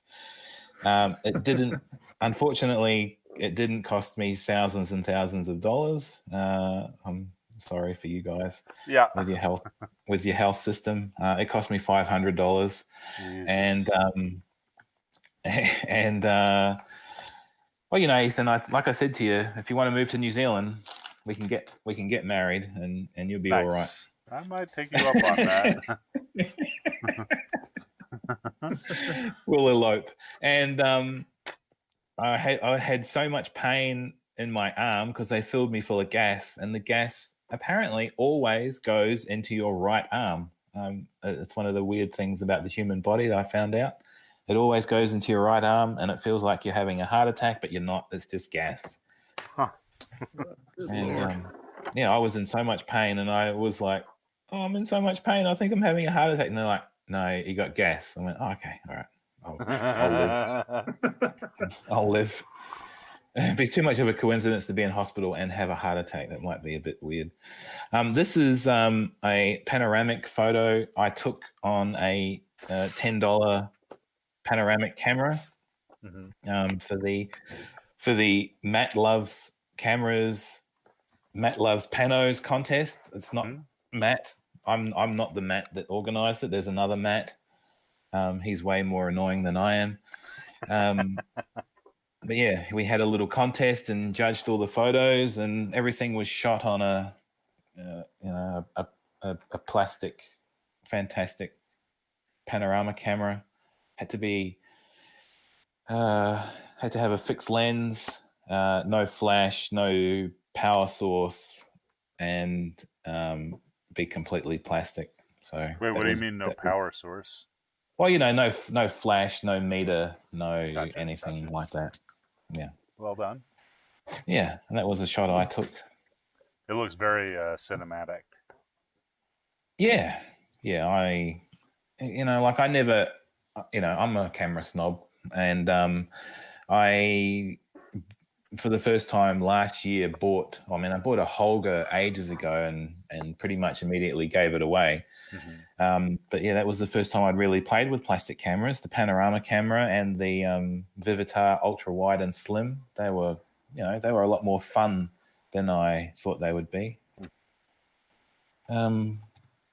Another color shot, home developed. This was when sort of they thought that the virus might be a thing. So they closed all of the playgrounds and cordoned them all off, which was kind of cool. It was nice to be a person with a camera in a playground and not get funny looks or chased down. It's one of those things. I'm very conscious of what people think of a dude with cameras in certain places at certain times, and it was nice to be within range of a playground during the day and not be chased off with pitchforks. Yeah. this is a photo of a tree with a fence around it. They normally do this sort of thing to protect the tree if there's a house being built or demolished or something. There's an upmarket area. There's no demolishing or building going on, so I don't know why they did it. But yeah, I just thought it was a cool shot. Got COVID. Sorry? That tree's got COVID. Yeah, maybe. Yeah, I don't want to. Yeah, maybe that's This is one of those super spreaders. Yeah. Now this is a screenshot from Animal Crossing, which you know, Amber and I got to have a little holiday, a few little holidays in Animal Crossing. Did more fishing in Animal Crossing than I've done in real life. Yeah, it was Animal Crossing proved to be a nice little distraction from everything going on this year. I've got a buddy who's trying to convince me to buy VR goggles so I can go fishing with him and our other friend. I was like, dude, you know, like we don't need that. Oh, this one's great.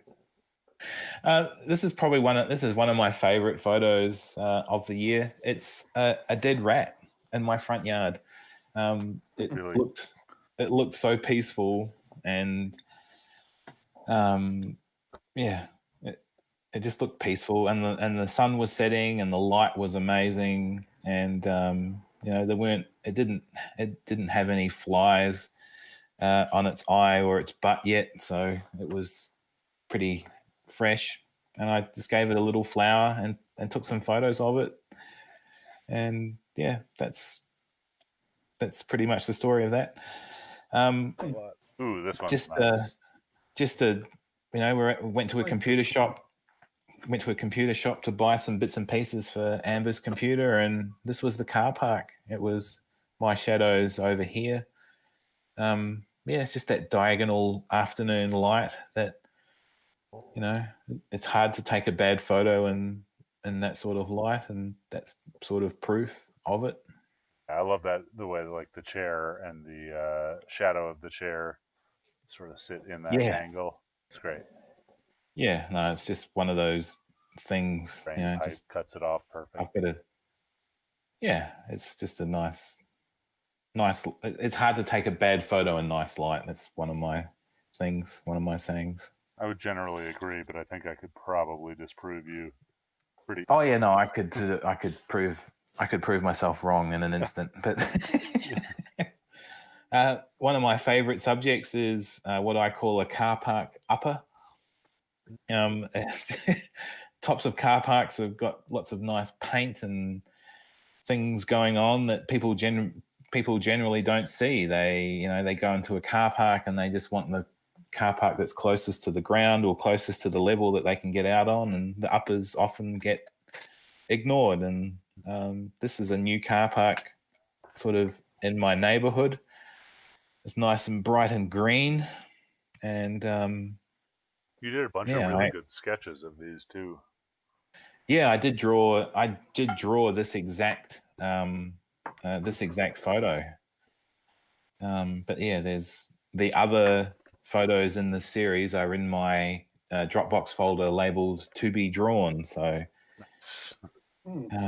that'll happen one day.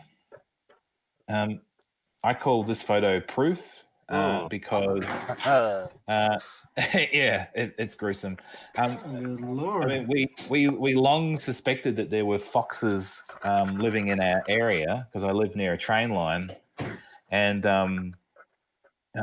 never actually saw one in the flesh, pun not intended. Yeah.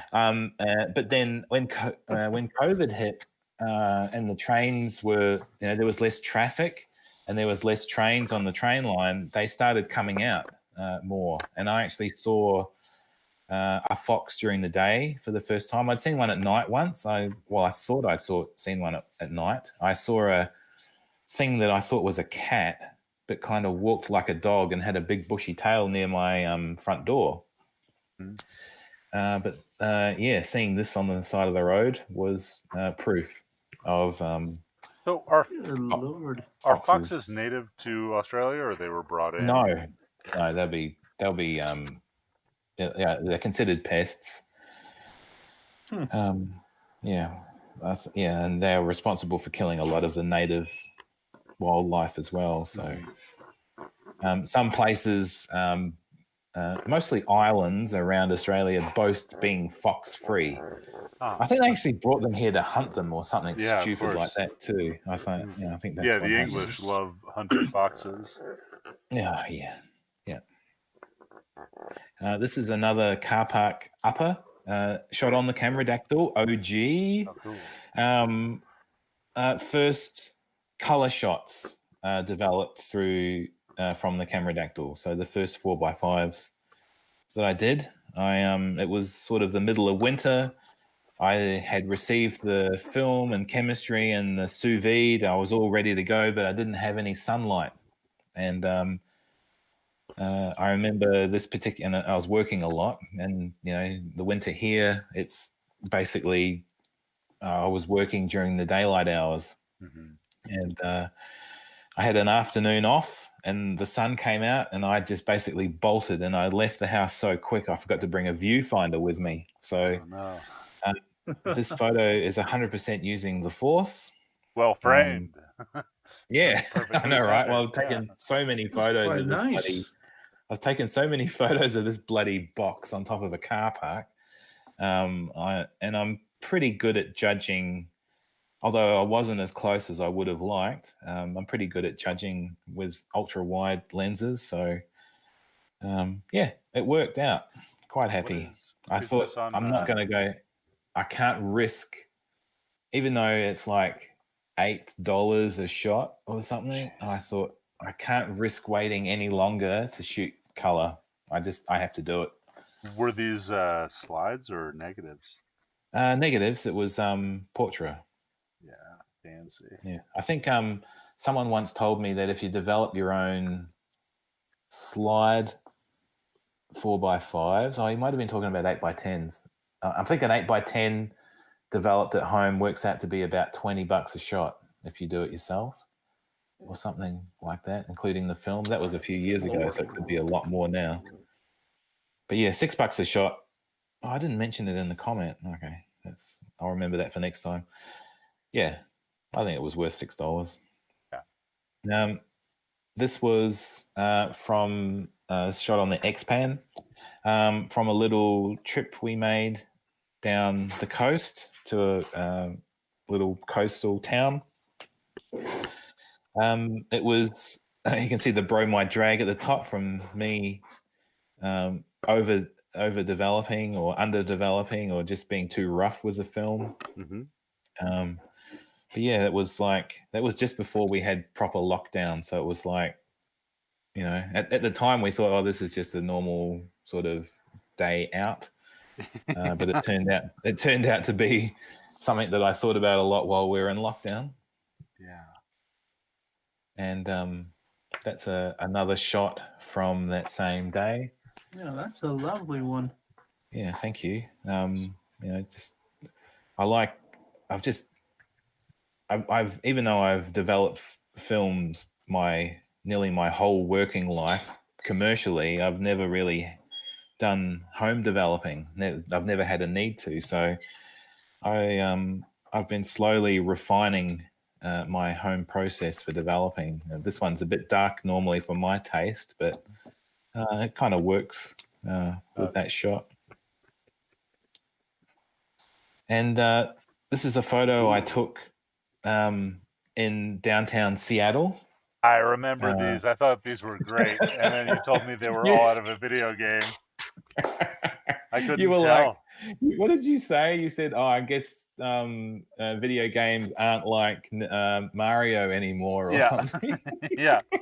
They've kind of advanced since the last time I used to play them. Yeah. So, this is downtown Seattle in the middle of a pandemic. But it wasn't COVID. It was cordyceps fungus, which I think I would rather have a cordyceps pandemic rather than a corona one. At least you'd know who was infected. I mean, not until they died and grew a mushroom out of their head. Well, that's the thing, like mushroom coming out of your head. Pretty good indication.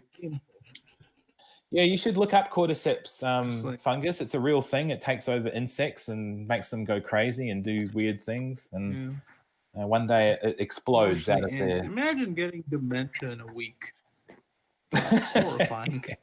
Yeah. And then, but imagine having a food source growing out of your head. Yeah, that might be nice. It's very close to my mouth. Yeah. And just Then I wouldn't need to go anywhere. Grow directly into my mouth, please. Perfect for the quarantine. I wouldn't need to go to Walmart. Yeah. Yeah, these are great. And this photo's just some nice. I forced myself to go out. So the time frame between this one and the other one, not the bus stop, but the Sorrento, that was about 3 months, and there was no real photo taking happening in that time. We were in full lockdown in Melbourne. We weren't allowed to go out for anything but work, food, an hour's exercise, or for medical reasons. Mm-hmm. And I forced myself to go out for a photo walk, and it was just some really nice reflected light that you can see shining down there on the left, and it was just quite nice to go out and take some pictures. Really, just the process of it. This is a house sort of down. Well, technically, they live on the same street as me. But on the other side of a main road. It's a front yard basically full of whiteware, appliances, fridges, washing machines, dishwashers. They're all in fairly good condition. I don't know why.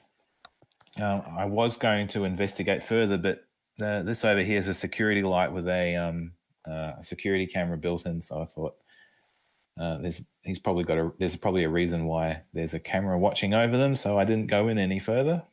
Plus, I think we used to have a few houses trespassing like New Orleans.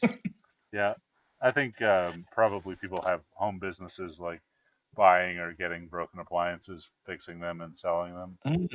I bet that's a business. But they're out in the rain though. I mean, that's got to be not good for them. Yeah. Yeah. I don't know. It's way too expensive to warehouse broken refrigerators. Yeah.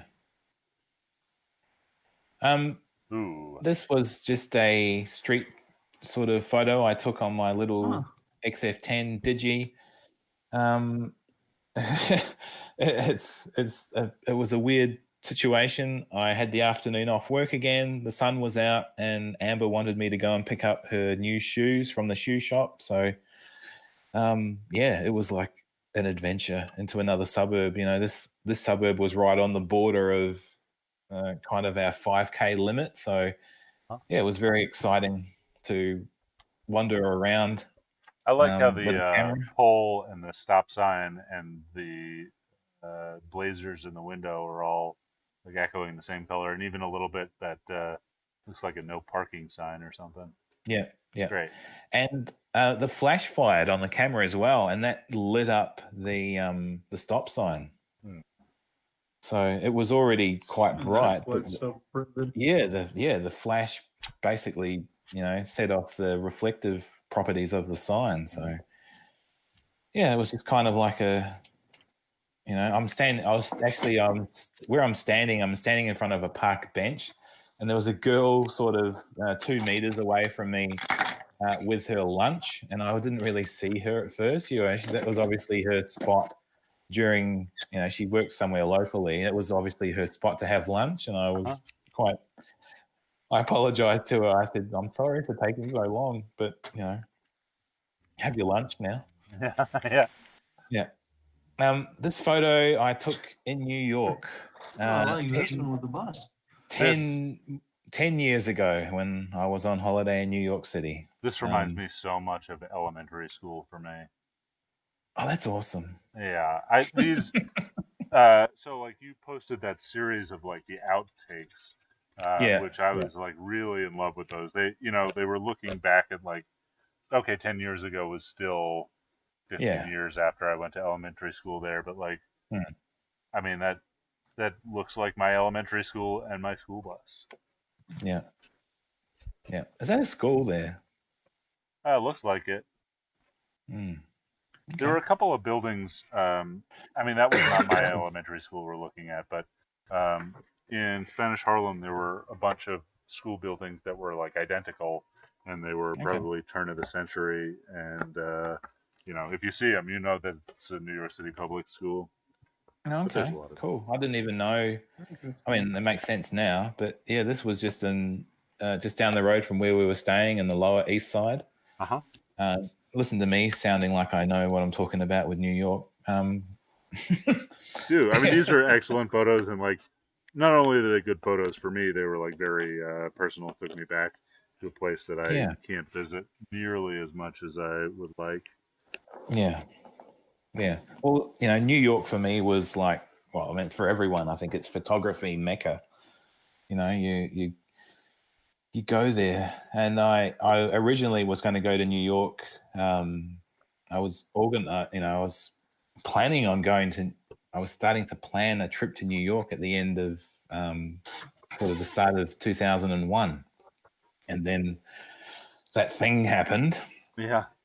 In September, and it's like, oh, okay, well, you know, I might have to put this off a bit, and didn't go, and didn't actually get to go until 2010 for various reasons, but yeah, it was photography mecca, that place. It's just, you know, around every corner there's another scene happening. You know, my favorite thing to do in the world is like just walk from pizza shop to dumpling shop all day in New York, put in 15, 20 miles, and then just carry my camera and wait for something to surprise me. Yeah. Without fail. Yeah. Well, I think because we were jet lagged to hell, we sort of the first morning we were awake at like 5 o'clock and obviously couldn't go back to sleep, and so we decided just to get up and start walking. And some of that early morning light sort of making its way through the buildings, it was, you know, when it hit something, it was really, really cool.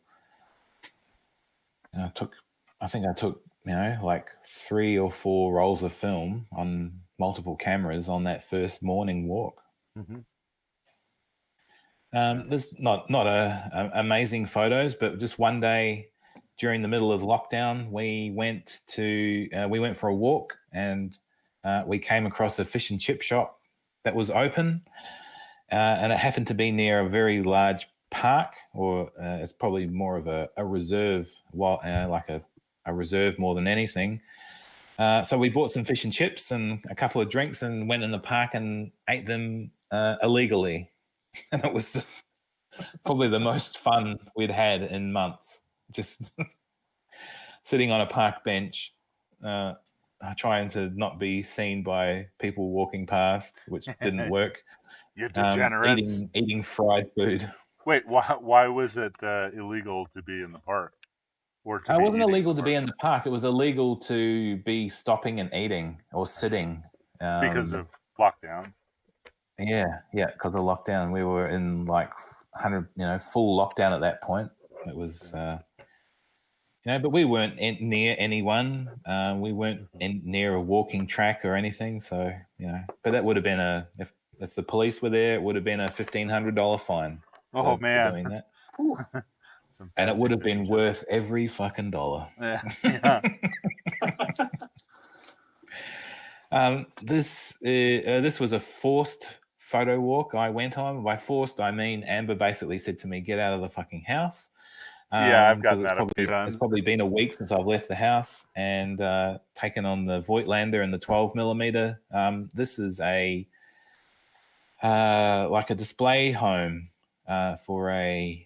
It's like a display office for an apartment building they're going to build. Mm-hmm. But there's a bird on a branch just there, which I kind of like, and it's nice and low contrast and sharp and stuff. These are photos from a graveyard that was the location intersected with friends of ours. We had a 5K radius that we had to stay within, and this location intersected with friends of ours' 5K radius. So we met we met at a local cafe and got some coffees and went for a walk. And a friend of mine's just gotten into film photography in the last year, and she's been going to op shops and stuff and buying cameras. And we had a walk around. There was some nice afternoon light hitting this angel, and you can't really make it out, but maybe I can zoom in.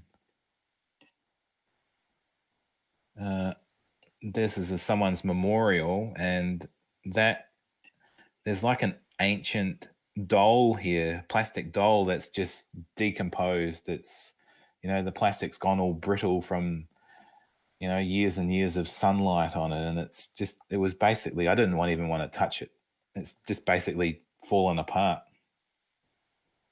One of those cursed items.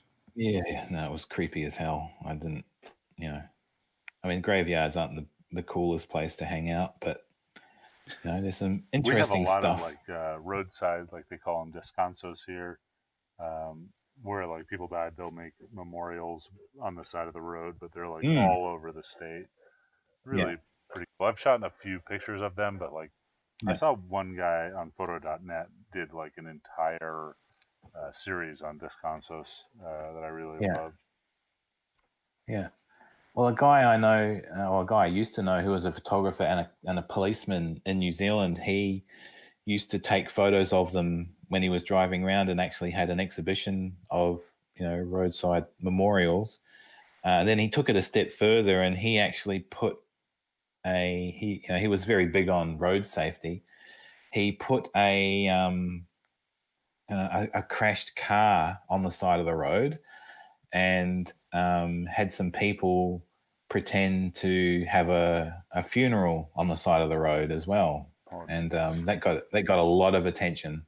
The news basically reported that, saying, "What the hell's this?" And it gave him an outlet to talk about his passion for road safety. So smashed car and a coffin. Coffin always gets a lot of attention, especially on the side of the road. And people wearing black and crying and stuff. So that was quite cool. What John did. This is a nothing photo, but I had a bad day at work basically, and I got in the hammock and the sleeping bag, and my girlfriend bought me a Happy Meal, and this was the beginning of my not being well mentally this year. This was I think this was ground zero for getting angry and crying for no reason. Well, for reason, not no reason. I'm sorry, Matt. No, that's all right. It's good to.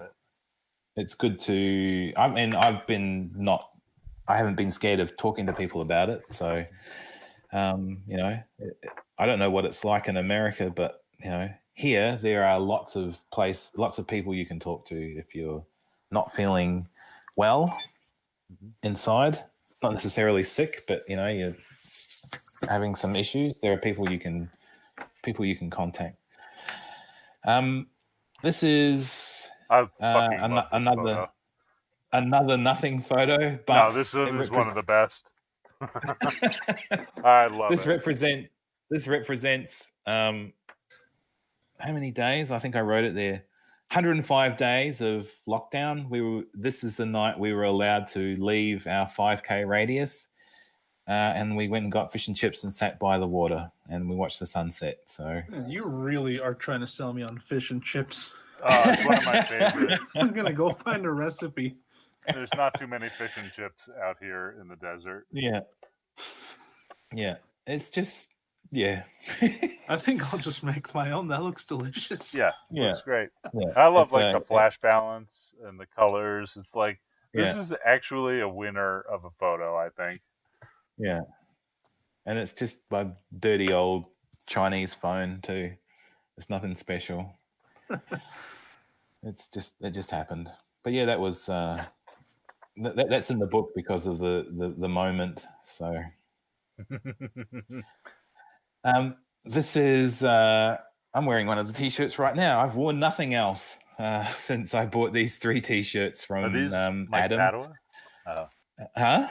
Who makes these t-shirts? Adam. What's his name? Silent Car on Twitter, but he's also the Shitty Camera Challenge man. I see. Yeah, he doesn't do Instagram. He makes these film photography related t-shirts that involve cats. I've never owned a t-shirt with a cat on it in my life, but I've worn nothing else for the last 3 months. That's great. I think my favorite one is I can zoom in. This is my favorite one. There's a roll of film. There's a disc, a floppy disk. I don't know what that symbol means, but I'm sure he would be able to explain it better than me. But yeah, for the shitty camera challenge, one of these is his cat Shaq, and the other cat is Gigi, and this one's got a Polaroid camera and holding a Polaroid, and that one, yeah, I don't know. But they're great. really cool t-shirt. They're comfortable. They're funny. People look at them and go, "Oh, I like your t-shirt," even though they don't know what it means. But that's oh look, there's the Cameradactyl. OG. Oh yeah, I didn't even notice it. I was looking at the t-shirts and the cat on your head. Yeah. Yeah. And there's I like how X-Man. it's the Shitty Camera Challenge, but you've got the X-Man in the middle one. Yeah. Yeah, I know, right? Yeah. Yeah, there should. At one point, there was a expensive camera challenge, but I don't think that ever happened. I don't know what happened to that guy. These are some. Yeah, these are some drawings that I've done I love these. this year of hard rubbish. Just in my neighborhood. This was a dishwasher that had been painted at home very poorly. They obviously just bought some metal paint and painted it red. So yeah, that dishwasher is faster than all the others. And these are more drawings that I did. This is for Draweratog, which is a Twitter thing. That was fun to do. That was really fun to watch. I did not know it existed until I was watching your stream, but every day or two there were some new wacky photo drawings. I really like the number 1 TLR. Yeah, well, that was the first one, and I like. Amber said, "Why do your drawings have to be so sexist?" And I said, "Well, I like drawing boobs and bums and stuff, so so I had to tone it down a bit after that one. So I had to draw things that were less sexy. So there's me. That's less a really sexy. Good one. I haven't seen that one before. Yeah, I think this one's my favorite. It was number 18 was support, and I put Manfrotto Bro. Woman Frotto. I thought more. I was hoping more people might have thought that was funny, but there weren't many comments. I thought there's a company that does support. Anyway, I love number 29. I can relate to it so much. Yeah. 29. Oh yeah. Yeah, that's a fantastic one. I missed that somehow. There were a lot of them, so you're forgiven. This is a photography friend of mine, Melissa.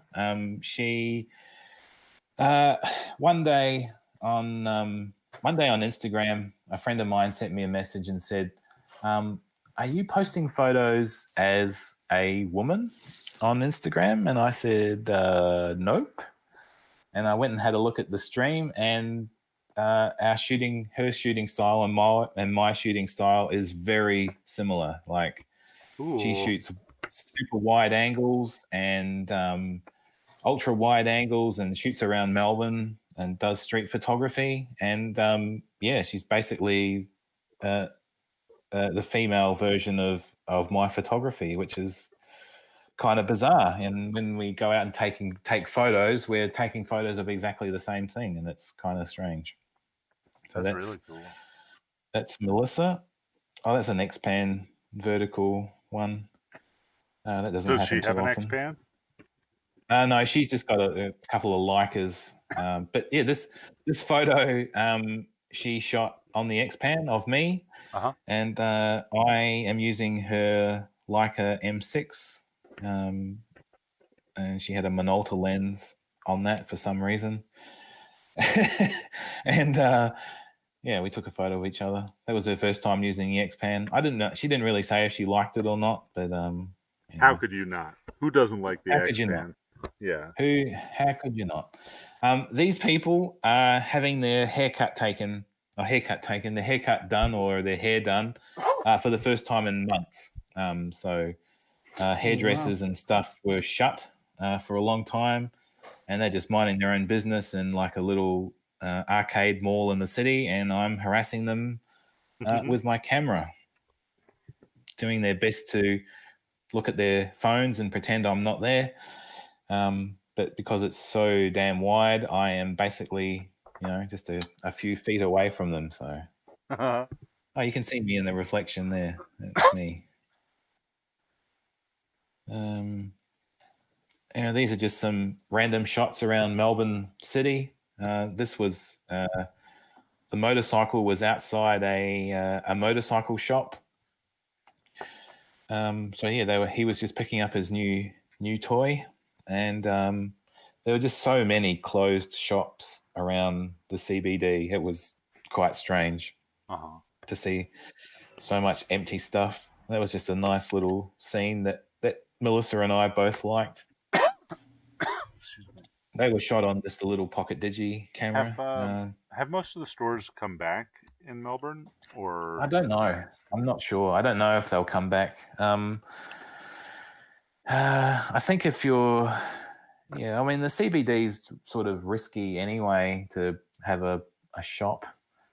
Like most people shop at the big malls and the discount centers and stuff like that. So. Yeah, I don't know if the CBD will recover anytime soon. The rent's too high as well. Like, rent goes up every year. And if you're the person who rents your space moves out and it takes a year to get a new tenant, then, you're looking at a massive loss in money. Because someone moved out because they couldn't afford your rent, but now it's going to sit there empty. So now you're going to lose even more money. So it's just that vicious cycle. These were shot on the 12mm lens on the Voigtlander. Just some things around the CBD. There's a bird in flight. I didn't Photoshop the bird in like that guy did for that Nikon contest. Some outdoor art that you can sit in on the left. This is my favorite game. It is. Was this shot on a $7,000 plus film camera or a $10 film camera? Your answers, please. $10 film camera. Fuck I'm you. with 10. And the answer is fuck you. Moving on. Was that an X-Pan shot? No, it was $10 film camera shot. The roll of film. We only guessed that because you had asked the question, right? Yeah. The roll of film costs more than the camera did, and it looks good, and it annoys the hell out of me. But that's life. Another drawing that I did of a photo that I took like 16 years ago. That was just one of the ones I've done recently that I've really liked because of the shadows and stuff that I'd never noticed before. That's great. Yeah, it's a little. I don't know if you can tell, but that's supposed to be a railroad track going through there. It's a little shed for railway workers to do their stuff in. And these are what I call the photos that almost didn't make it into the book. So this is some propaganda that arrived in my post box one day, in my letterbox. Oh God, I've seen too many of those. Yeah, it's weird. Basically, as soon as I touched it, I thought to myself, "Oh shit, I've got coronavirus now." Yeah. Well, I want to see that website. The website's really weird. Like, I think he's self-hosting it, so it's not always up, or it wasn't always up. So, it's up now. Is it? I'm guessing at one point, he was like, I don't know, switching his computer off for the day, and the website wouldn't be there. And when he was, I could just imagine him typing away with his two fingers. Doing more propaganda. The website would be up while he was making more propaganda. That was the story in my head. I'm scrolling through, just skimming, and there's a little tangent about Princess Diana's death having to do with it. Right. Okay. Yeah. No, he's a top shelf enough. That one. I'm guessing this is him. I've just imagined that this is him who's made the website. I have no idea. Yeah. This is very clearly like the free version of the stock photos. Yeah. This photo here is my friend Karen. She accidentally came over once, and we accidentally went out for a coffee during lockdown, and then we accidentally went on a photo walk. It was all an accident. Just around the laneways in the area. Oh no, mute myself real quick. I'm gonna take a call. Okay. And this is my inverse aquarium that I built in Minecraft. I was very happy with what I'd done. It was just Minecraft's a game for kids, but at the same time, it's like Lego for adults. And that's Melissa. That's the photo that I took of her when she was taking the one of me. You can see me in the reflection here in the window. And she didn't want to send me this photo. I said, do I ever get to see the photo that I took? And she apprehensively sent it to me, and then I put it in the book and didn't tell her. So now it's all over YouTube. Now it's all over now it's a little bit over the internet, but she doesn't mind. No, it's just a selfie of Amber and I, the first or the second time technically that we went to the. Oh no, this was when they. No, this was the second time we went to the water. So the water's in front of us. It's the spot where we always. I feel like this is take it obligatory, but also really, kind of like an important photo. Like everybody needs this photo from this year. Yeah. And we always take a selfie in this spot. It's like our thing. So when we first met, we took a selfie here years and years ago. So, and then I snuck in a photo from my trip around into regional country Victoria that we did a couple of weeks ago, and it's a couch. And when we first drove past it, it was in a swamp. It was all the ground was had like a few centimeters of water on it, and I thought, oh, that'd be cool. I didn't have any gumboots or anything with me, so I didn't know how I was going to get to the couch to take a photo of it. And then next day when we drove past, all the water had evaporated, and the ground was covered in salt. So there's obviously some sort of river or something nearby. And I like this photo because it's like a very Matt Joseph photo, of couches on streets, but it's also very different because you're in such a wildly different looking place. But like you can tell who's taking that photo for sure. Well, you can't see it, but this is like red dirt country. Like the ground is red. It's in inverted commas the outback. But I actually I'll confess I fucked up all the photos that I took of the couch because my camera phone lens is quite wide.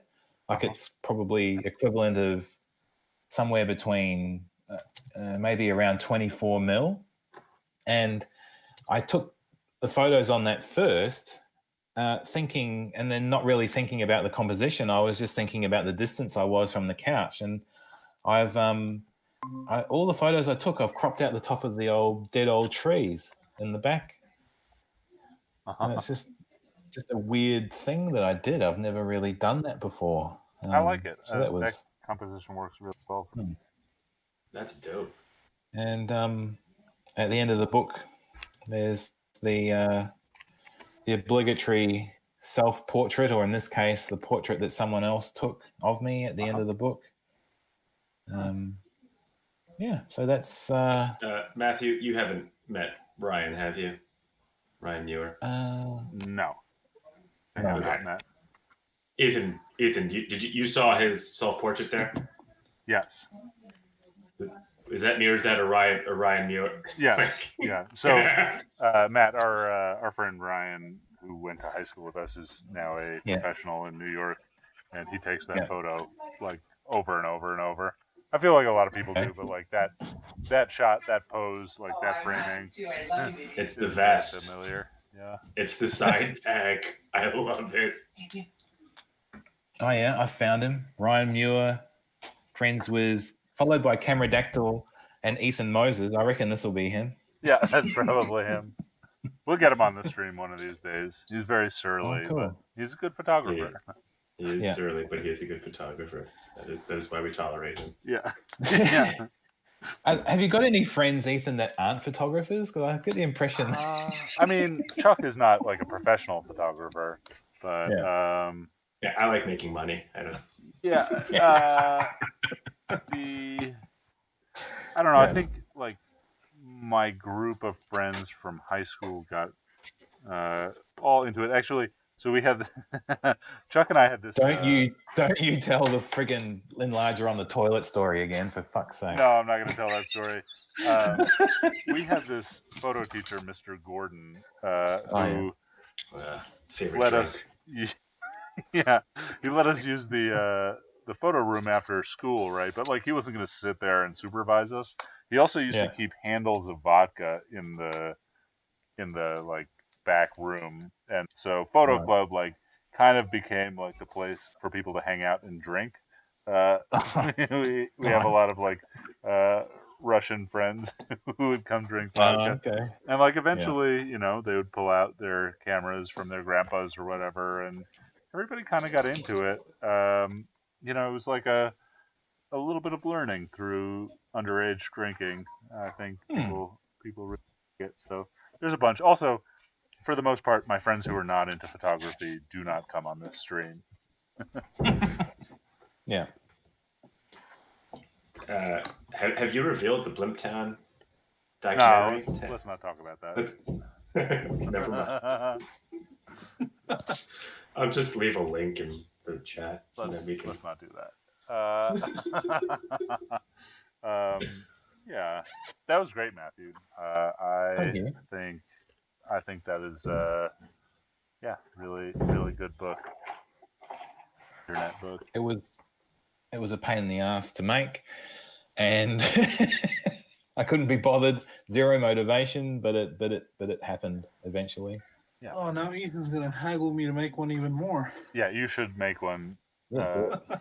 Gerson, you are probably the most prolific photographer that I know in terms of how much you shoot.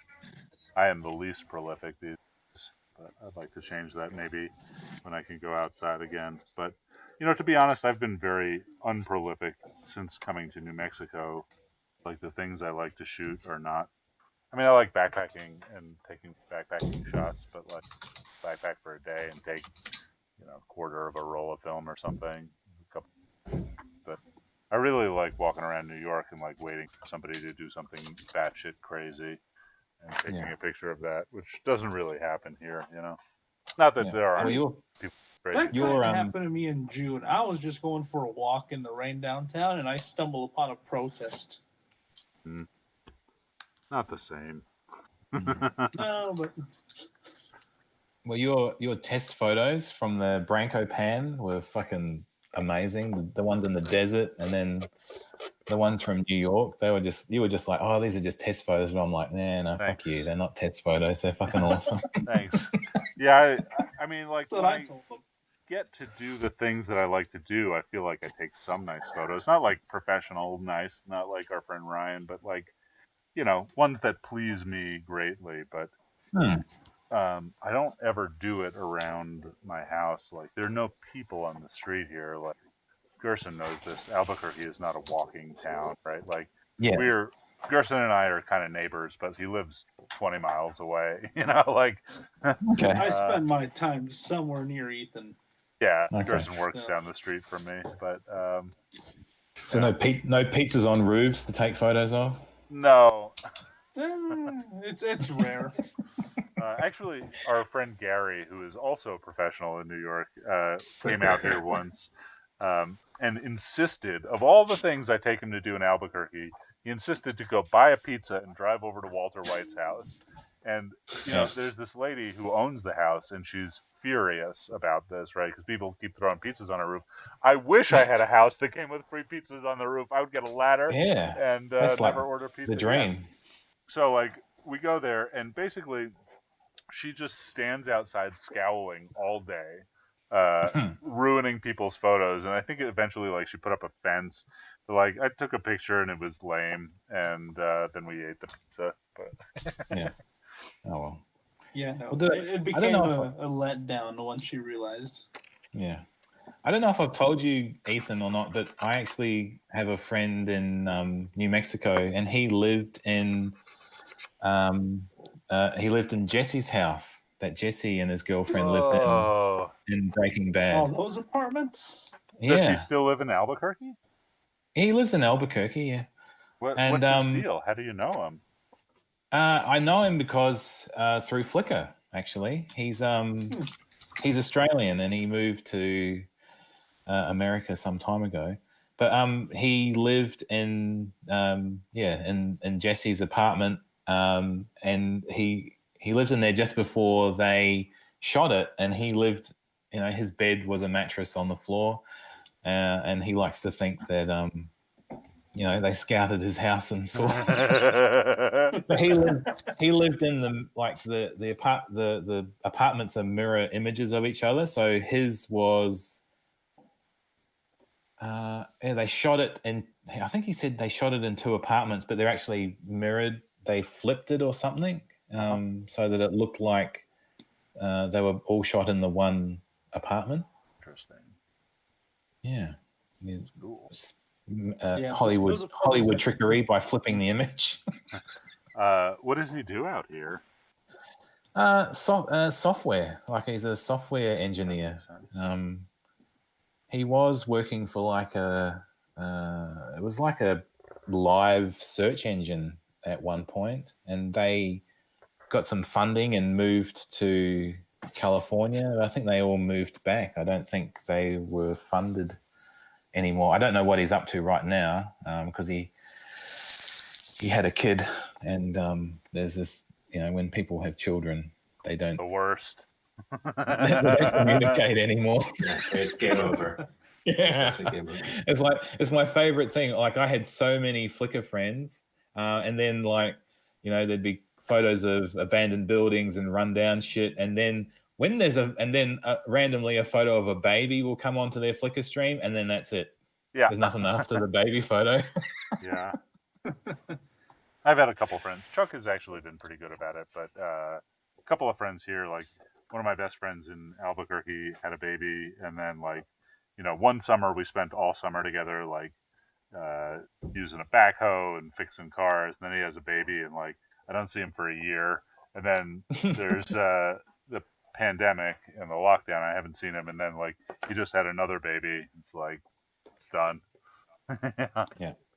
Oh, the Lemon says, "What's up from Toronto?" Hello.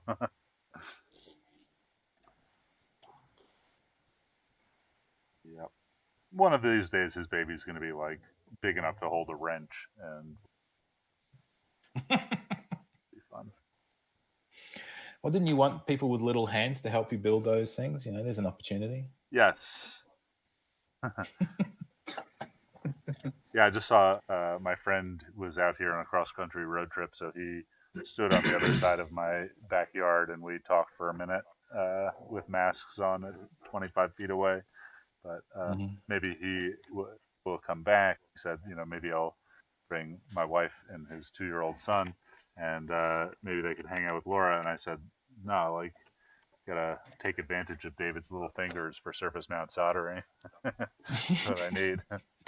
Some other people's kids for little factory work. Yeah. Have you got anyone organized to help you build this stuff, or are you just going to do it all yourself? I'm just going to do it all myself. I would have, under ordinary circumstances, like all of this live streaming, like I'm never going to do anything interesting on this live stream besides talk to people who are doing other interesting things.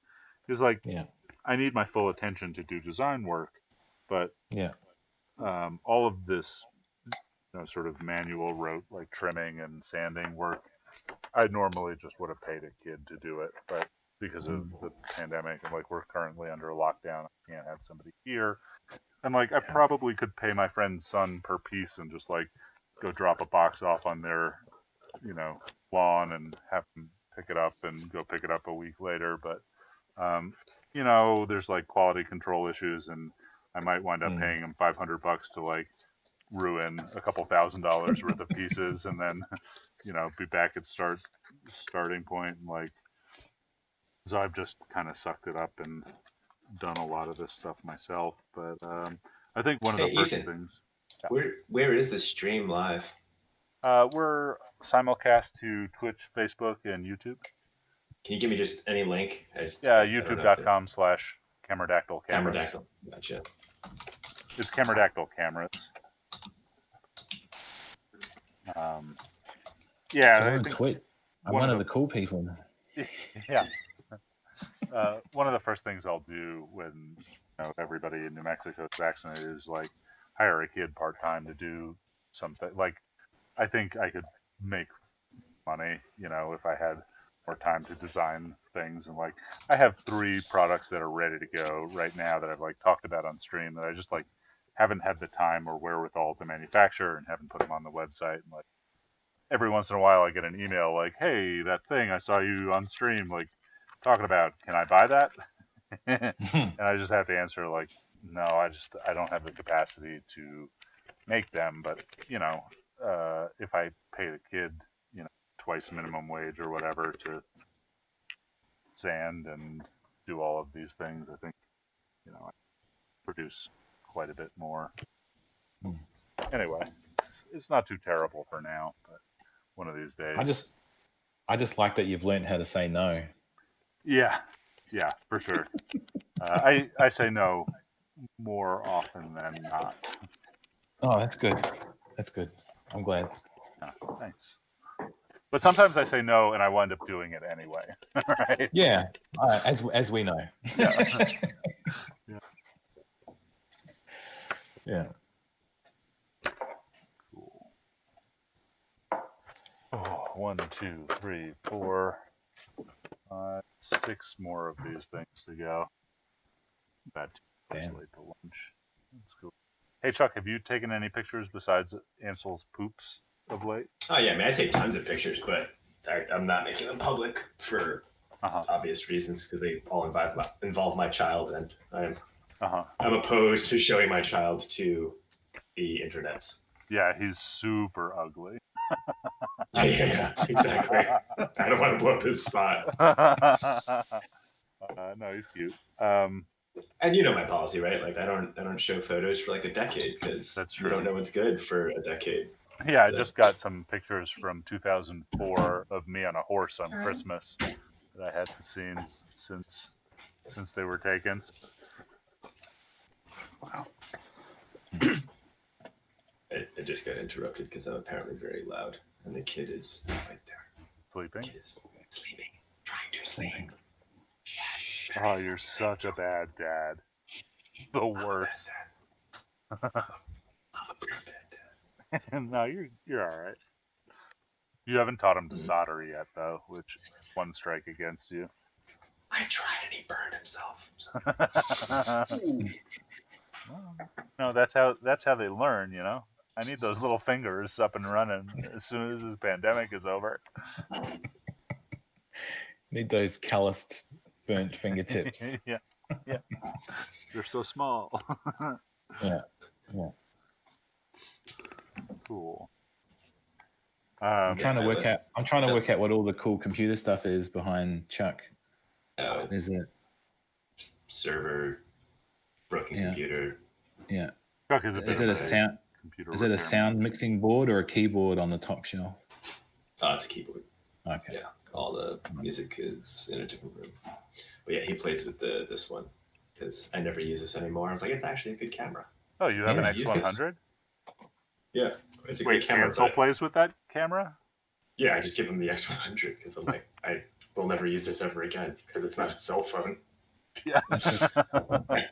Is that That's the a cult, original? that's a cult camera now. That one. Yeah. Yeah, this is an amazing camera. Although this is the T, right? Yeah, I think the F was better with the lack of ISO knob, kind of I think there's the focus.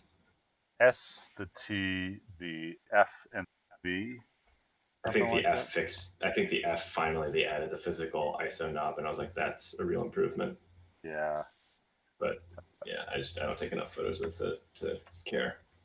Yeah, I considered buying one the other day. Actually, Gerson was selling one for like really, really cheap, like $300, and I was like, should I buy this? And I used it for exclusively for like 3 weeks, and I was like, it's not as fun. yeah. It's a bit of I a know there's a headache V. if you're not using it in aperture or shutter priority. Oh yeah, I use it in aperture priority for sure. One of these X100, days I'll buy one. You Like say I it's an just use it. X100V. There's That's the newest one is good, and the one right before it is good. I Yeah, forget. the F and the T is not good. The F. I think mine was the first generation because it was missing a couple things, and it was like 12 megapixels. Yeah. It's just not. It's not enough, especially when you don't have the option to change lenses. Yeah. I mean, I just turned most- on the captioning function, and it's trippy as balls because the words come up before you say it. Whoa. I don't know how it works. Obviously, there's a delay. There's like a 2-second delay or something. It's bizarre. Well, it takes a Oh, long time mine's for keeping sound up to pretty get to well. Australia. Yeah.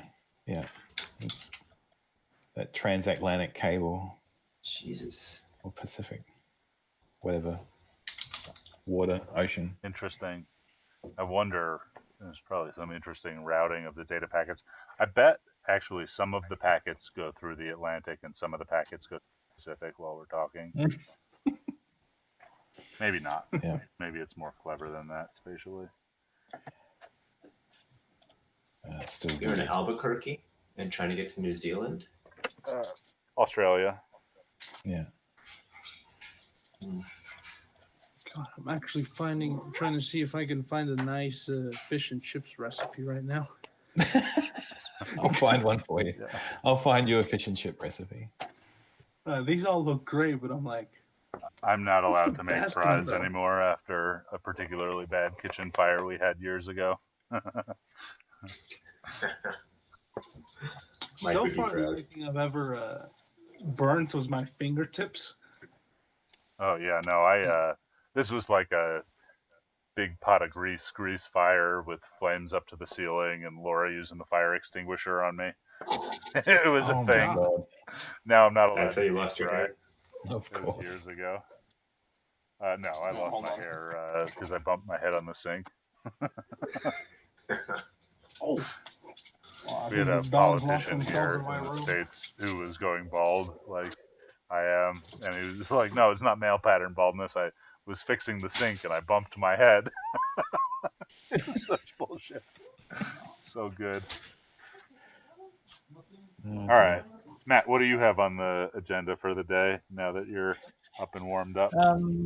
We're friends coming over to hang out for a bit, and because we're allowed to have visitors now, that's exciting.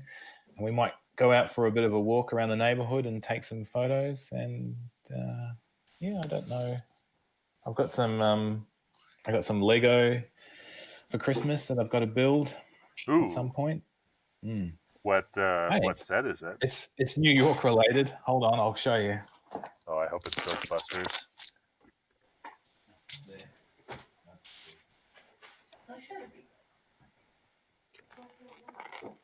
Yeah, it is Ghostbusters. Great. We went to high school like 5 or 6 blocks from the Ghostbusters. Firehouse. Fire station. Yeah, pretty cool. I never you went lived inside. near it? We went to high school near it. Chuck and I lived cool. on opposite sides of the city. We were probably 2 hours apart, but we met at high school every day. Yeah. Good long, terrible commutes. Hashtag worth it. I think that was probably the first time I ever saw New York in a movie. Was probably Ghostbusters. Me too. You know, when I was a little kid, I didn't know what the difference between New York, the Bronx, the United States, and the world was. I thought it was all the same place for a long time.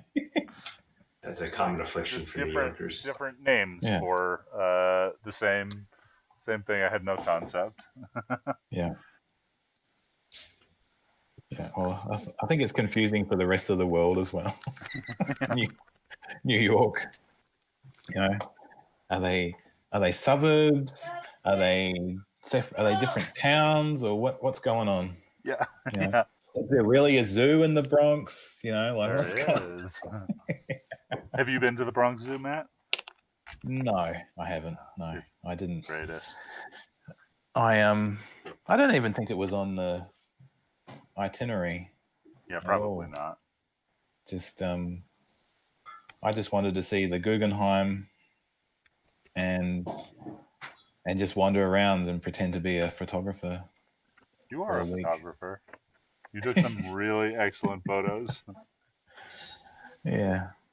But yeah, and then, you know, because we were having so much fun, we left stuff until the last minute. And then on the second last day, I got what you guys call stomach flu, and was basically bedridden for the last couple of days in New York.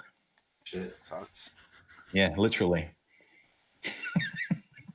Yeah. Yeah, that wasn't fun.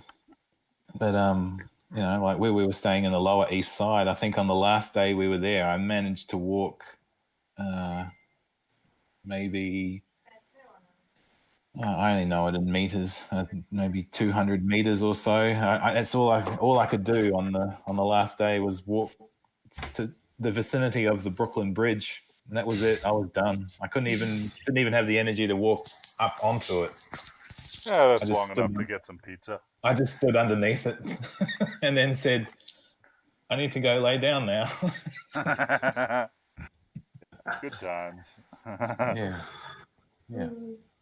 So yeah, I will always think of New York as being a place where I got explosive diarrhea. Yeah, that's pretty correct. Yeah, that bloody double down got me. Yeah, I feel like American fast food is pretty intense compared to the rest of the world. I think American food in general is intense, and just the quantity, I think, is like I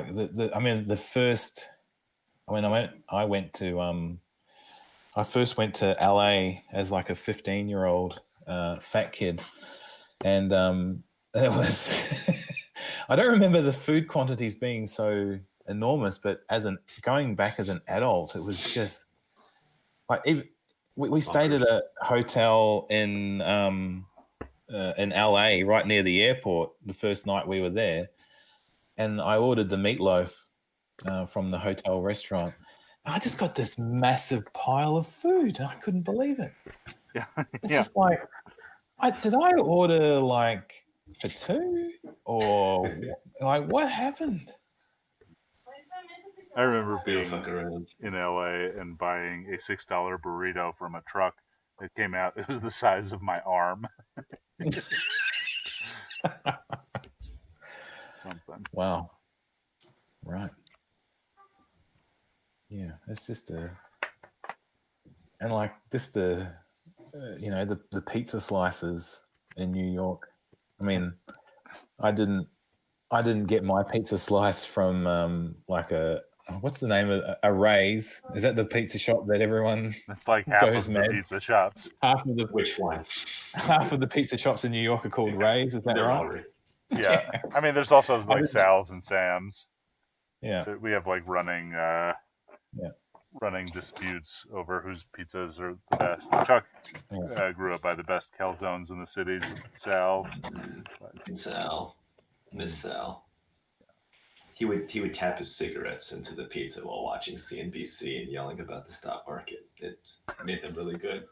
Really good calzone. The best calzones. That charred nicotine really set the flavors off. Yeah. Very addictive. Nice. Yeah. Hey, is there a like hometown favorite thing in Melbourne? Like that's the Melbourne would be the chicken parma, the parmigiana, Palma vagina. So chicken. I mean, you guys have got Italian food. It's a chicken schnitzel with ham and tomato Napoli sauce on the top and cheese. That's probably the most Melbourne food thing there is. Each sort of city or state's got its own food. Oh, I just thought I can turn my ring light on. This will be fun. Ooh. Light up. You can. That Fancy. the dynamic. It's like a Rembrandt. Oh, yeah. Now it's kind of flary. Glowing, Really bright. Glowing pupils. Like Marilyn Manson. Kodak make a ring light that is rechargeable that clips onto your phone. Wow. And it's really, really bright, as you can see. Like, it's that bright. It's actually quite a good little device. So Melbourne's chicken parma. People who call it a chicken palmy are wrong. Like Queensland probably got the ham steak, which it's just a big slab of ham with some pineapple grilled on the top. I don't know what they eat in Sydney. Whatever's trendy that week. It all involves pork products, Ethan. I'm sorry. What am I, crazy? I'm not religious. Oh, okay. All right. Well,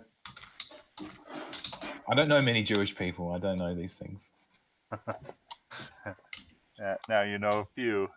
Now I know. I'll send you ham products now. Oh yeah. Yeah. Actually, there's a lot of sort of pork products. I think, Gerson, what would you say? Like carne adobada is like the New Mexico thing. I mean, it's green chili cheeseburgers. I'd say it's one of them. I don't think there's a single New Mexico thing. There's a green chili. There's a carne adobada. Carne adobada is like And then kind of probably like an smothered adobo burrito. pork. But there's a lot of pork here, but it's not nearly as good as like all the Chinese pork dishes. The Mexican food we have here is like desert Mexican as opposed to coastal Mexican. It is like California Mex is better than New Mexican, I think. Yeah, I'd say so.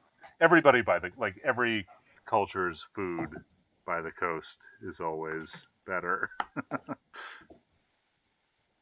Not as many ingredients traditionally in the desert. Interesting. Some people would be very angry at me for saying that. They're real into New Mexican food. See, I like New Mexican food, but I can't say you're wrong. Yeah, It's yeah. definitely much Better by the coasts. A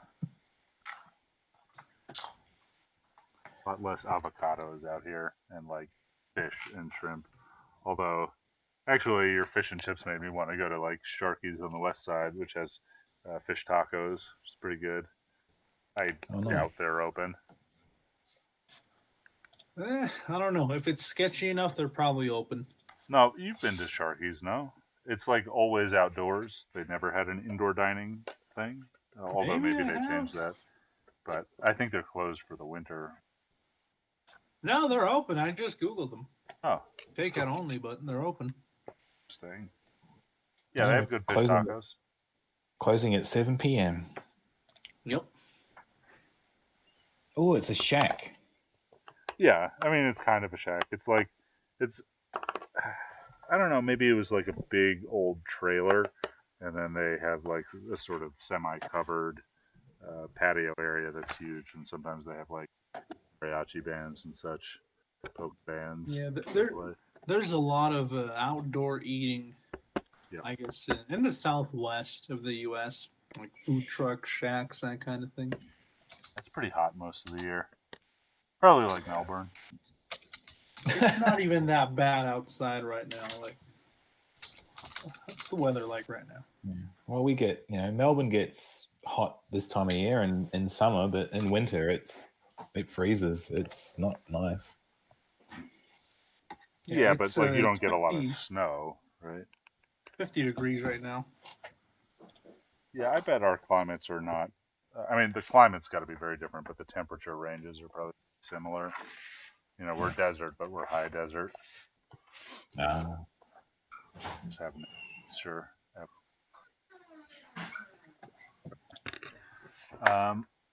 Okay, guys, it is 3:00. I was supposed to make lunch for Laura at 1. I'm 3 of these away. This has been fun. I'm gonna go make lunch and chill out for a few hours. I'll probably be online things together later. Be a fun time. Matt, thanks for stopping by and giving me the grand tour. Yeah, you're welcome. Again. Yeah. Saves you actually reading the book. Yeah, well, I'm going to go back and read it, but I wanted like the first impression to be like your tour of it. I think there were a lot of photos that I would like to look at, not over Google Hangouts, but it's nice to have like an author read me the thing rather than me read it blind the first time.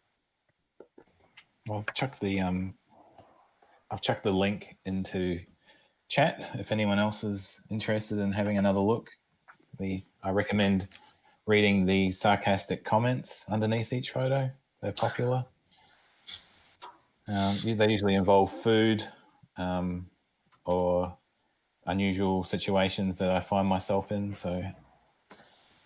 But not heaps of that this year. Yeah. And I'll chuck up a link to all the other books as well for the last 10 years. They're all in there. Phototheek.com. Those of you guys. Huh? Phototheek or Phototech is what you say. Oh yeah, I call it Phototech. I'm apparently wrong, but it's too late to change it. Phototheek sounds good. I figured discotheque, Phototech, but no, apparently it's not right. But I don't had care. A very New Mexican approach to it, so it was like photo the K. Actually, yeah, that's awesome. People say photo the Q. I go, what Q? There's no Q. I thought that was my second. I was like, nah, there's a missing second U and E. I was like, that one's wrong. I like photo the K. That's a good one. Yeah. I'll remember that. I like it. All right. Well, thanks for having me on to your anytime Cameradactyl show. Always welcome. I will boot whoever is on this show if you want to come and take it over. Gotta go. It's Matt's time. Fair enough. Thank you for your service to the film community, as always. Oh, thank you. I am a hero. Yeah. I was going to say you're a crazy bastard, but yeah, hero works too. Yeah. All right. Go hand in hand usually. I'm going to turn this thing off. See Okay, you do guys it. later. Go make lunch.